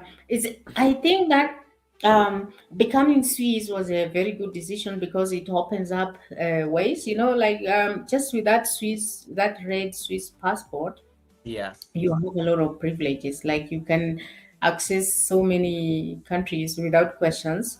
And also, being Swiss, it has also given me some level of responsibility for that country. oh Like, nice. yes, I think consciously, I do things consciously, and I somehow have that urge to, like, protect the Swissness. Like, they have certain values like cleanliness, respect, discipline, and you find me even joining some small groups. They are called associations. Those are really typical Swiss things. Like, every person joins some association. So I'm doing all those things. Not all those. I try my best to do those Yeah. things and to uphold the Swissness. um, so that has definitely been good. But I find myself in hot water when I talk about Swiss people, and yet I You are am Swiss. yeah. And so my hypothesis here is that even with that passport, becoming a native of a country at my age, at this point, I think that I am Swiss on paper. I have that red passport, but it doesn't change who I am. It doesn't change my The nationality. DNA. Yeah, it doesn't change the Kenyan in me. And I think it's wrong to even think that people can become, like I am Swiss on paper, but I'm not Swiss. I'm so far away from becoming Swiss. And Yes, this is the reality, but you don't say that of over there. course, yeah, yeah, but deep down is the reality. And I know Yeah. it was not easy. I know it was also not easy for them to just give you citizenship like that. I know it was a journey, and you Yes. had to like fulfill certain things. And Yeah. in case there's Yes. somebody who's thinking, somebody on the chat out of the 36 eyes that are looking at us right now, in case Mm. somebody ever thought of getting a Swiss citizenship, in like 1 or 2 words, what is the biggest hurdle you had to go through to get that citizenship? Uh, First, the language, depending where you live. So, in my case, German language Mm. at a very high level. So, language was a hurdle. For me, it wasn't so much because I learned it very fast. So, the language and also the integration in society. Um, so, so knowledge of the Swiss country. Me, the explorer in me, I explored so many places. You need to know, Ah, yeah, like you have to go through an examination in the German language. So in my case, so you need to know the language very well. You need to know places, like even that glacier you saw. They asked like, what is the name of the biggest glacier and where is it? And so I have been there, so it's easy for me to answer.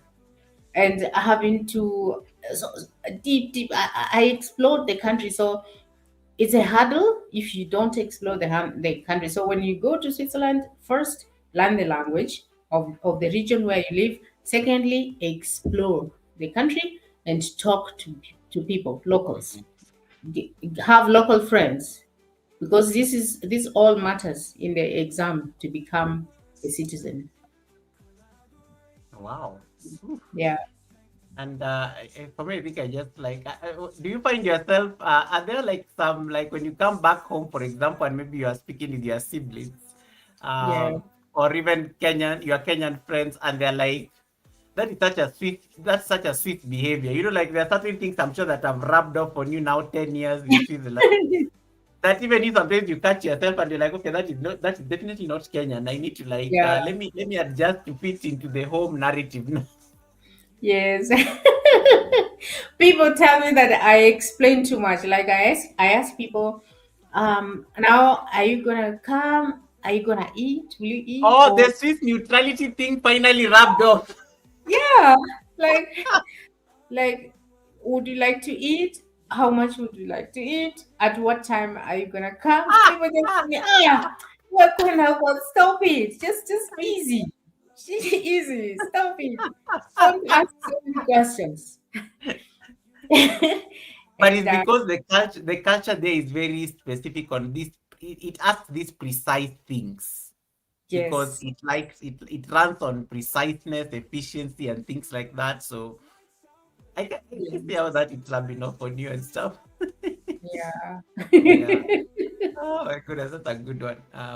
And yeah, and I think it was very important for me to just get that clarification. And just getting into the last segment, which was of course just these are very general before we do the rapid fire, then we can release you. Mm-hmm. There was that question I wanted to ask, especially in terms of just hold on, let me get it. It was somewhere here. Yes, I've gotten it. Mm-hmm. Here we go. Okay. And thank you so much, everyone. I can see the thumbs up. Thank you so much for the love. I appreciate that. Yes, there is a question.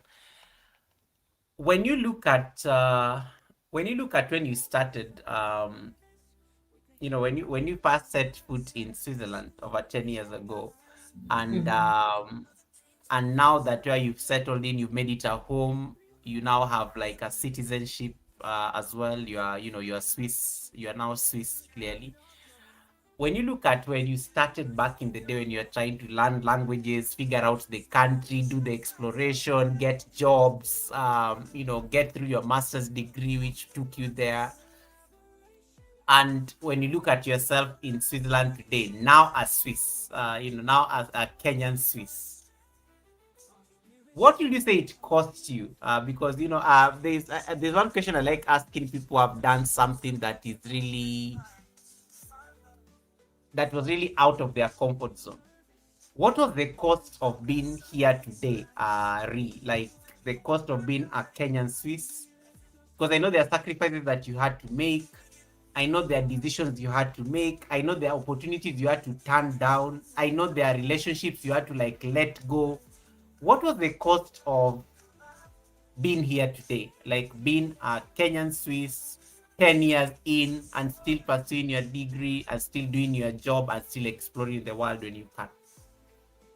Yeah. I have lost the relationships. I have lost friends. Worst of all, my both parents have passed on in my absence. Mm,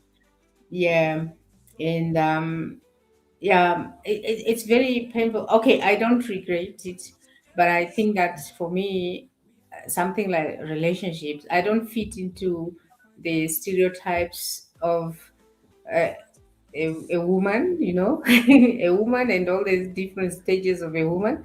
I don't fit into those. So I have, I think when I look at the on Kenyan standards, I have really missed a lot of milestones mm. on Kenyan standards. But when I look at Swiss standards, I think I'm just okay. You're doing a little just fine. I love that. Yeah. a little bit of an outlier who extremely is focused on the profession and education and exploration and not anything else. And of course, all these many years of study have lost money. Like Oh people yeah. who decided to like do a degree in Switzerland, for example, do a degree and then go on working. They are I will never catch up with those people, like in terms of wealth. Um, of course, they will never catch up with me in terms of knowledge, but in terms of wealth, I will never catch up. So people have gone on making wealth, making families, and all that, but I'm not really. But it's choice. It's choice. So there are many. There are costs that this has come with. I don't regret any of those. Like as I said before, my life has just been happening. I've just been navigating through life without really a plan, but really doing the things that I like. I like exploring, and I'm really happy. I'm really happy at where to be where I am at. But of course, looking at the lost relationships, the lost wealth, uh, and of course I've lost some opportunities, I'm sure, because I'm studying. I'm sure there have been very nice job opportunities which I have missed.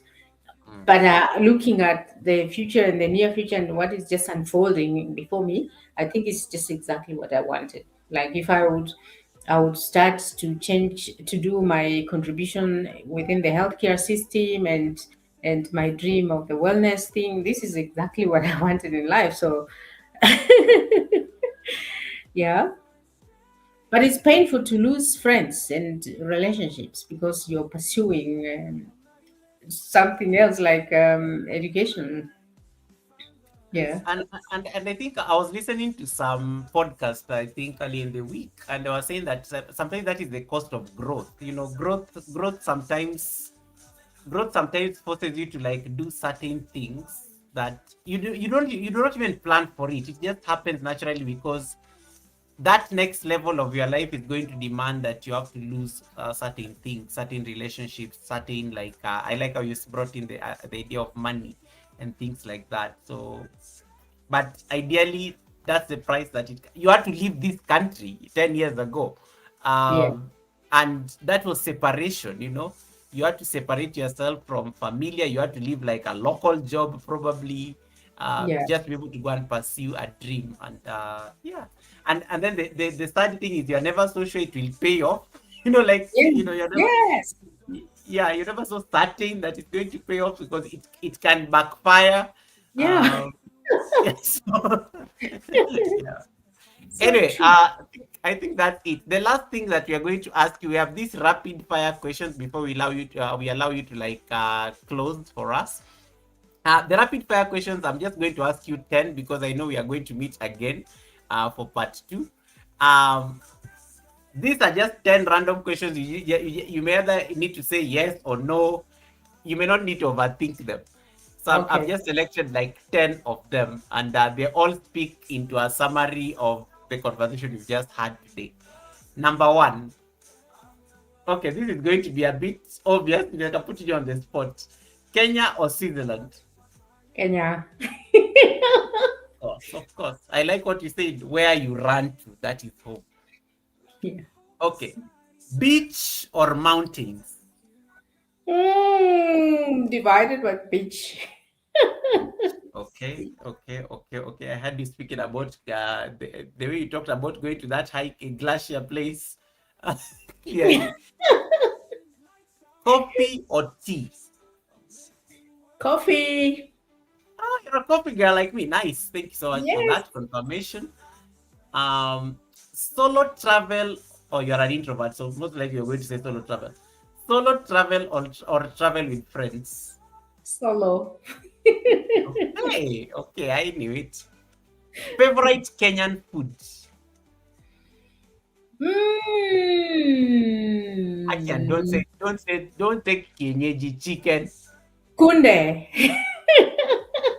Wait, kunde. Yeah. Like that is so random. Like I've never had somebody say kunde, like the vegetable. Yeah. Cowpeas.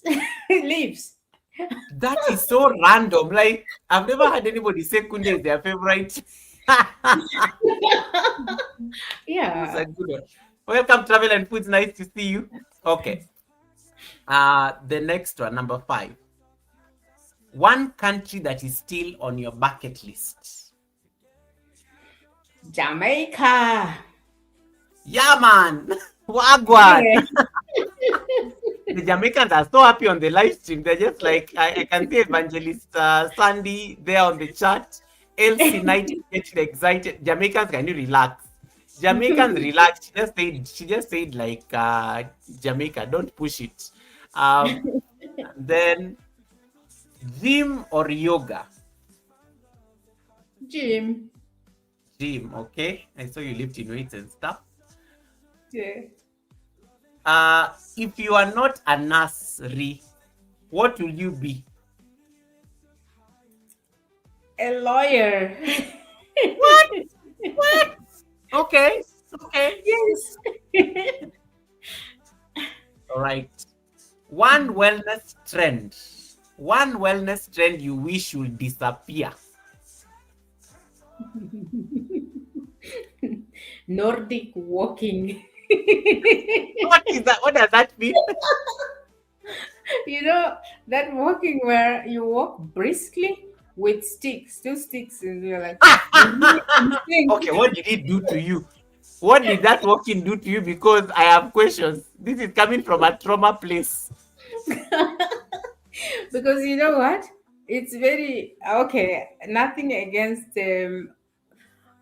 older women. Nothing against. But it's you know, I meet only older Swiss women doing this Nordic walking whenever I go jogging in the forest or in the mountains, and they're so unfriendly. You know, like they are so much in sync with, in sync with the sticks, and even when you say hello, they don't hear you. So I feel they're really selfish. So I just don't wish to have this Nordic walking. And why the hell don't young people also do the Nordic walking? Why just all the women? Yeah. So That is, guys, that is trauma talking. Then she said, it's how she had the answer directly for me. It's how you already knew the answer. Like I'd given her a cheat sheet. Okay. Last question. Um, Describe your dream wellness retreat, the one that you want to establish, in yeah, 3 words. Describe your dream wellness retreat in 3 words.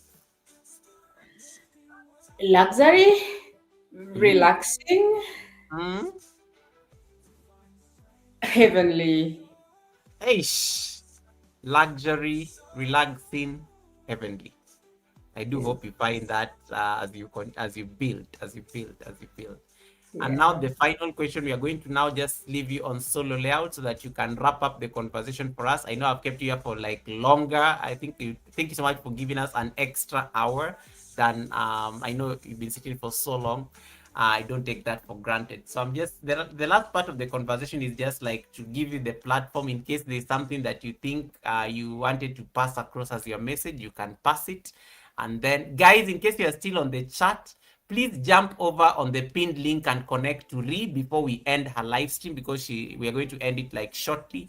So in case you've not yet like connected to her, I want you to jump there real quick so that as she's doing her outro, you make sure you are connected to her. And then once we end her live stream, you can come back here for the affirmation and then we'll figure out who we are going to raid. David Ant has already given me the raid command. So I'm ready for that. So Rhee, thank you so much for really spending all this time with me. I feel like this conversation has not ended. It feels like Yes. I feel like I want to ask more, but I'm also like mindful of the time and I know it's late and I know you've been moving around and about. Nelly is saying Yeah. that Rhee, you are very funny. Yeah, I know she has quite a sense of humor, to be honest. But I know she has promised me that we are going to have another. We are going to Yes. keep it a surprise. Let me not say so much about it because it's still like a surprise in the works. But three, I don't take it for granted. Three, almost 4 hours of your time spent at the Sunday service. That's huge, by the way. That's how interesting you are, and it also shows how much information and such a wealth and tower of knowledge that you are. So I'm just going to give you the story layout to wrap up the conversation for us, and then we'll be able to like release you. So over to you.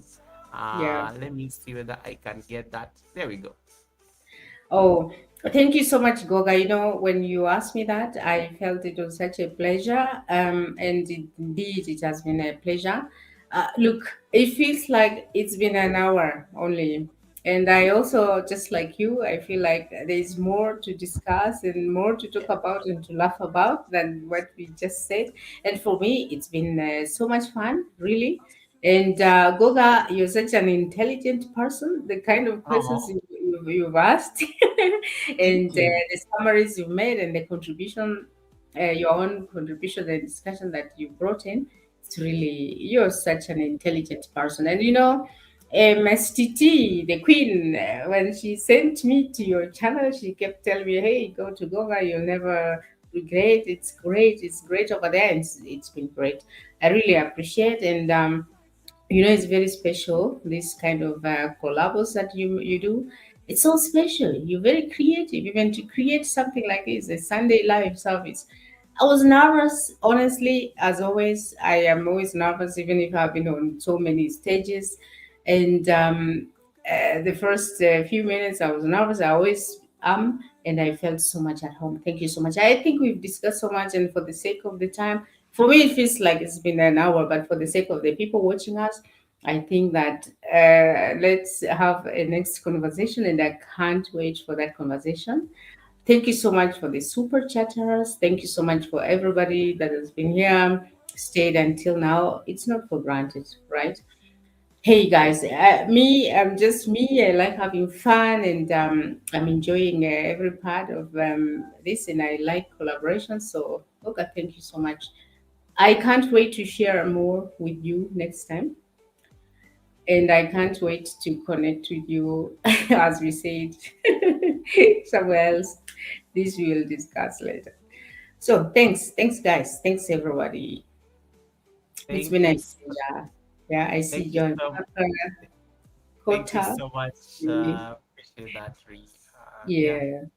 All right, guys, I'm going to end her live stream so that at least we don't necessarily discuss things that are unrelated to the chat. But thank you so much, Rhee. May you have an amazing night. I will send you a link tomorrow for you to like approve the collaboration, and then we'll set up the other conversation soon. Super. Perfect. All Thank you right, so much for hosting me. you're welcome. Yeah. All right, guys, Absolutely. and Rhee is officially out of the Sunday service building. Thanks so much, Rhee. Please get some rest. I will talk to you tomorrow, and then we just do a quick debrief. But I really appreciate your time. God bless. Sawa sawa. Asante All sana. Namaste. right. Namaste. Bye. Right, Love yoga guys. too. Yeah, I love that. Guys, did you hear Yes. that guest was amazing? That guest was amazing. I don't know what you guys think, but for me, I like the knowledge. It is the wisdom for me that was overflowing in this conversation. Yes, that is a force, right? A force to reckon with right there. And I hope you guys got to connect to her and also just got to appreciate the wisdom that she was sharing. So Yes. Thank the you, only guys. thing that the only thing that is left is I'm going to get the affirmation, and then David Ant already did for us the read command, which is here. Let me see. Where is the read command? It was somewhere here. Um, I don't know where it went, guys. Anyway, I'm going to find it on the starred messages. Yeah, David already did the command for us. David already did the command for us. I put a star on it. Yeah, there we go. Yeah, David Ant already did. So 3 purple hearts, and then because Rhee has a lot of colors, black, orange, and pink, you guys will have to pick the 3 colors. I'm going to drop it on the chat because I copy pasted it for my purposes. So Goga and Rhee read. That is going to be the read command. That's going to be the read command. Um, Okay. I hope you guys enjoyed this conversation because I did. I did. And yes, we'll keep having more of these conversations. Okay, so let me see that I can set up the read real quick, and then we can shut this down. Let's see. Google, YouTube Studio, and then content, and then live stream. I'm saying this out so that those of you who don't know how to read, you'll just go and replay what Goga was saying. Then you'll know how to read. Then you click on that live stream. Then you click on customization, and then you scroll down until you see redirect, and then you click on add, and then you search videos from other channels, and then you see who is live. Who's this? Then I'm seeing a number of people here. Let me see who is not monetized on YouTube and they could use the watch hours. Let me see.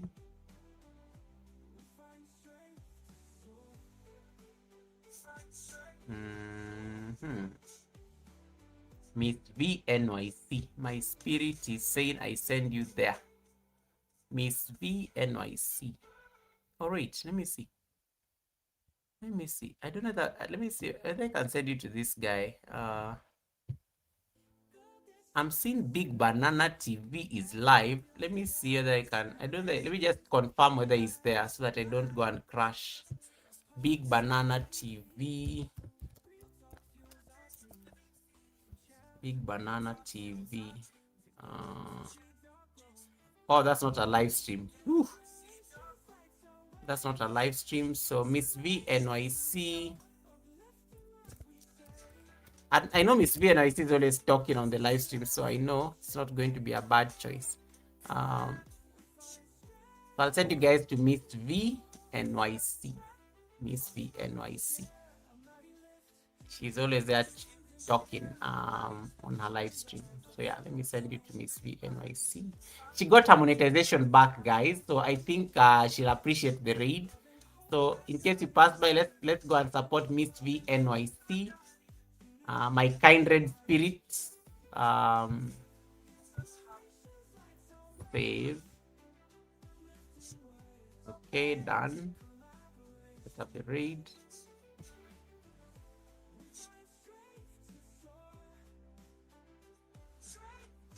Thank you, Ragus. And Ragus, did you post that thing? Let me see that I can get it. Ragus, I need to promote something by the world of Ragus. Let me see. Okay, I've set up the raid. You can copy paste this raid command very fast before it disappears. This one, that is what you're going to type when you land over there. So I need to get the affirmation.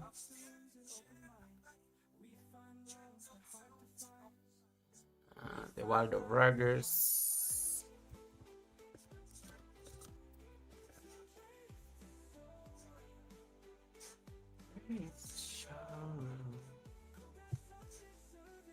Yay! Ragas has put up the thing. Let me get it.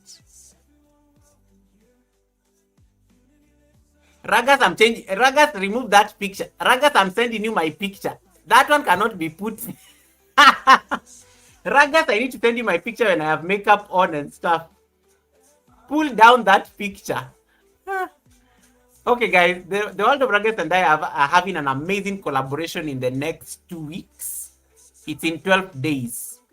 On August 8th, it will be a Saturday afternoon. So you don't want to miss that conversation. I think I'll have just come from yoga. Ragas, pull down this picture. I'm sending you the official presidential portrait.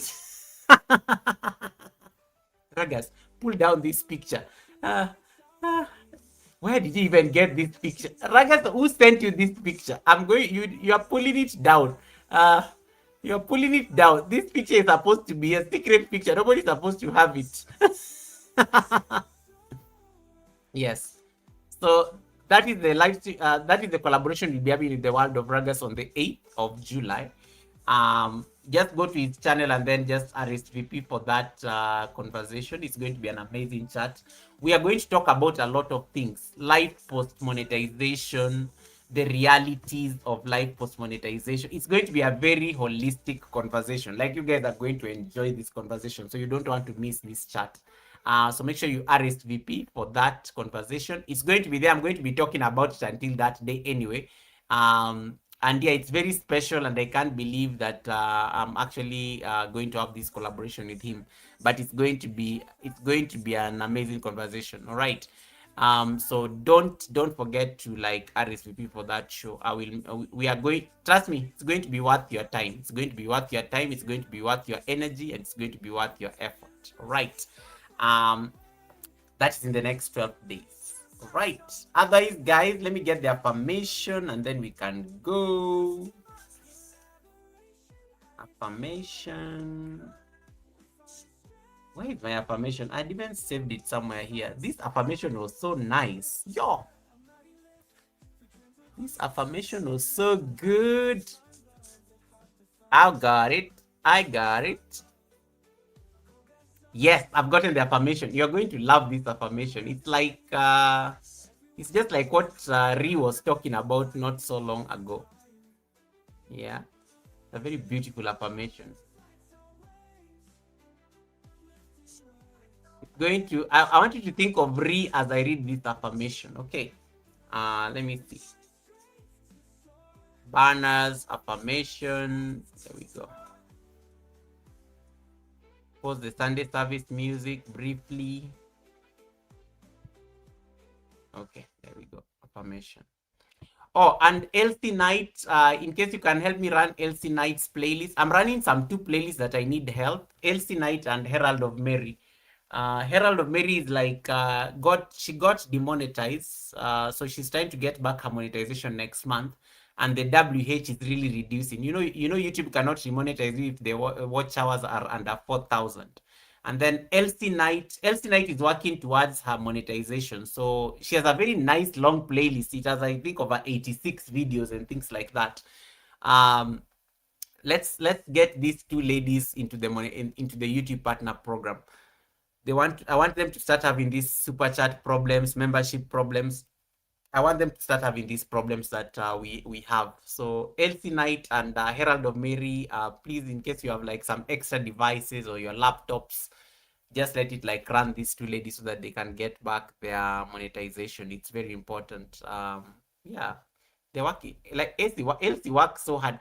Elsie, I'm not going to discuss how you did not trade, because you said, did you like just say that you did not find somebody? Elsie, I will come for those receipts on Wednesday. But for today, I'm just going to keep quiet. But Guys, she does live streams every day, and they're very beautiful and engaging live streams. And Elsie has been here at the Sunday service, and she had an amazing conversation. She's a grandma of like 5 grandkids, and she still looks like she's 20.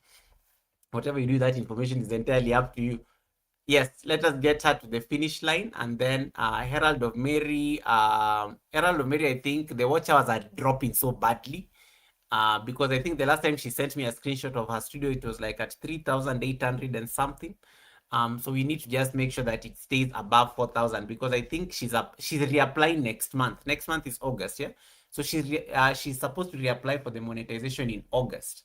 So the thing is, when you lose your monetization and then the watch hours reduce, and the day for reapplying, like let's say you arrive at the day of reapplying for monetization and the watch hours are under 4,000, you cannot get back the monetization until the watch hours get back to where they were. That's the unfortunate part of getting monetized. What am I saying?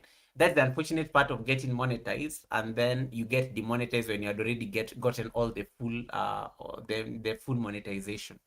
So yeah, so get those devices. For me, I have like I only have like my laptop, but I have different browsers. So I know one browser with my other house, my Ninja, is on Herald of Mary, and then my main house is on LC, which I'm finishing. I think I only have like how many videos left on LC? Uh, LC, I'm on her 78th video, so I have 8 more videos left, which I think it will be done by night time, by tomorrow morning. And then I will switch them back. I'll switch the houses and the browsers. So there are many ways of getting these things done. Just make sure you don't mute or anything. It's very important. Okay, that said, allow me to read the affirmation. And this is the affirmation. The affirmation says, I don't know who said this, and I know I'll get the author, but this is the affirmation. There is something powerful about becoming hard to put in a box. I'll repeat. There is something powerful about becoming hard to put in a box. Strong but kind, calm but ambitious, funny but disciplined, social but comfortable alone, stylish but grounded, intelligent but still curious, like Rhee the explorer. These are the parts of you that nobody can take away, no matter what life does.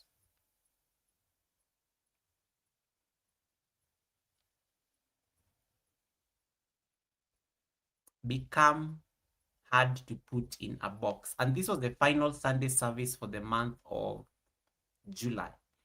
And I couldn't have asked for a better co-host to finish for me this show. Next week we are going to be having next month is very packed. Next month we are going to be having a very strong battalion of wellness people. Guys, the Sunday service in August is about to be lit. And it's entirely booked. Like the entire month of August is booked. And you're going to have all these wellness people coming in, starting with Lucy. Starting of the Lucy. You all know the robot on YouTube. Lucy will be joining me here next Sunday. And Lucy is, Lucy is Lucy can be controversial, but Lucy is Lucy. So Lucy is going to be our first guest for the month of August, just to kick us off with that main character energy. And then, of course, we have other people lined up in the month of August until the end, including Black Beauty TV. I know Crooked Pitch may come in at some point. We just need to figure out the dates. I know Miss Bailey official is going to come back due to public demand. So we have an amazing set of guests who have been lined up for the entire month of August. People you cannot put in a box. And I think that's what I wanted to leave it with. Otherwise, guys, take care of yourselves. I will see you on Wednesday at the Academy as always. May you have an amazing rest of the week. May you have a week that nobody is going to put you in a box. And in case there is anything that is stopping you from becoming the best version of you, please, please, please Don't let anyone make you don't let anyone put you in that box. Become outgrow that version or vision of what people think you should be. Outgrow that version of the creators people think that that box that people think you should stay in, and just blossom, thrive, and become the best version of yourself as a creator. Thank you so much for listening to the show. Thanks so much for joining me and Rhee the Explorer. I will see you next week. God bless. Take care of yourselves and enjoy your flight over to Miss VNYC. Blessed, I saw you there. If I crash, Blessed, and you've not warned me, I will know. But thanks so much, everyone. Enjoy your flight over to Miss VNYC. Let me see whether I can put this up. Professor Green, thank you so much. I appreciate you as well. Thanks so much, Professor Green, brother. Appreciate you. Blessed. If I crash, Blessed, you're going to be responsible. The way yesterday I made sure I set my live stream on Blessed live stream when I was going to the yoga studio, because I knew I was going to go live on my phone. I made sure I preset everything at home before I drove to the studio. I'd already selected Blessed Life Journey. There was no way I was going to crash. And then the receipts people were there. Simone was there, and all these other people collecting receipts. I was so glad I selected your live stream.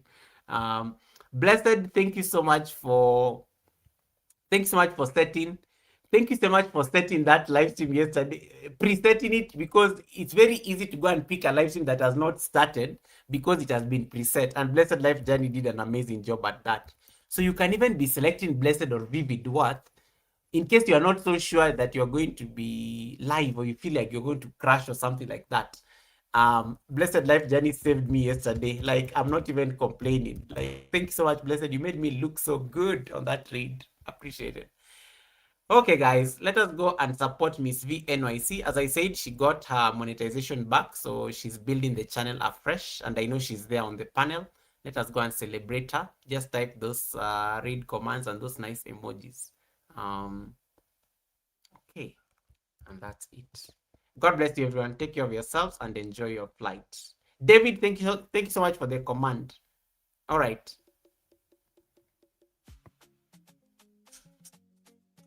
Oh, wrong song.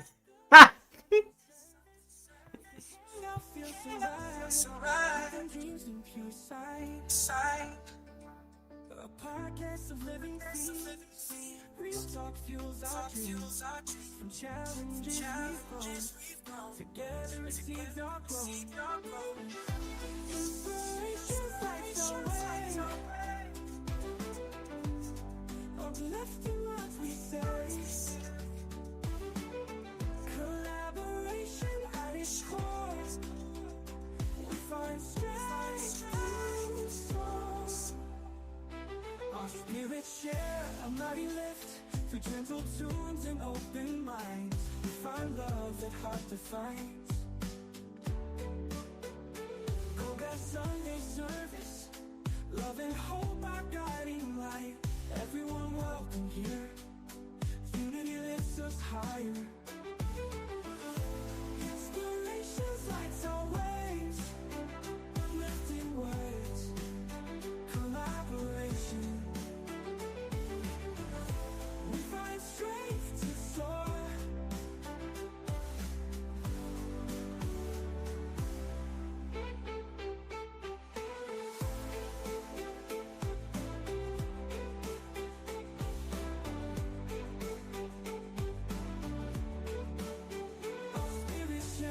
Lights our way, uplifting words, collaboration.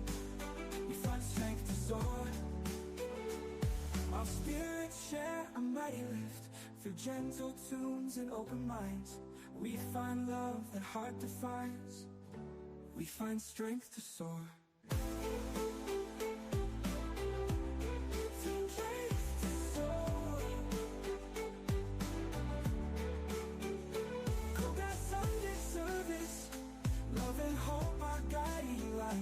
Everyone welcome here. Unity lifts us higher. Oh, oh. Inspirations lights our ways. Love and hope, our guiding light.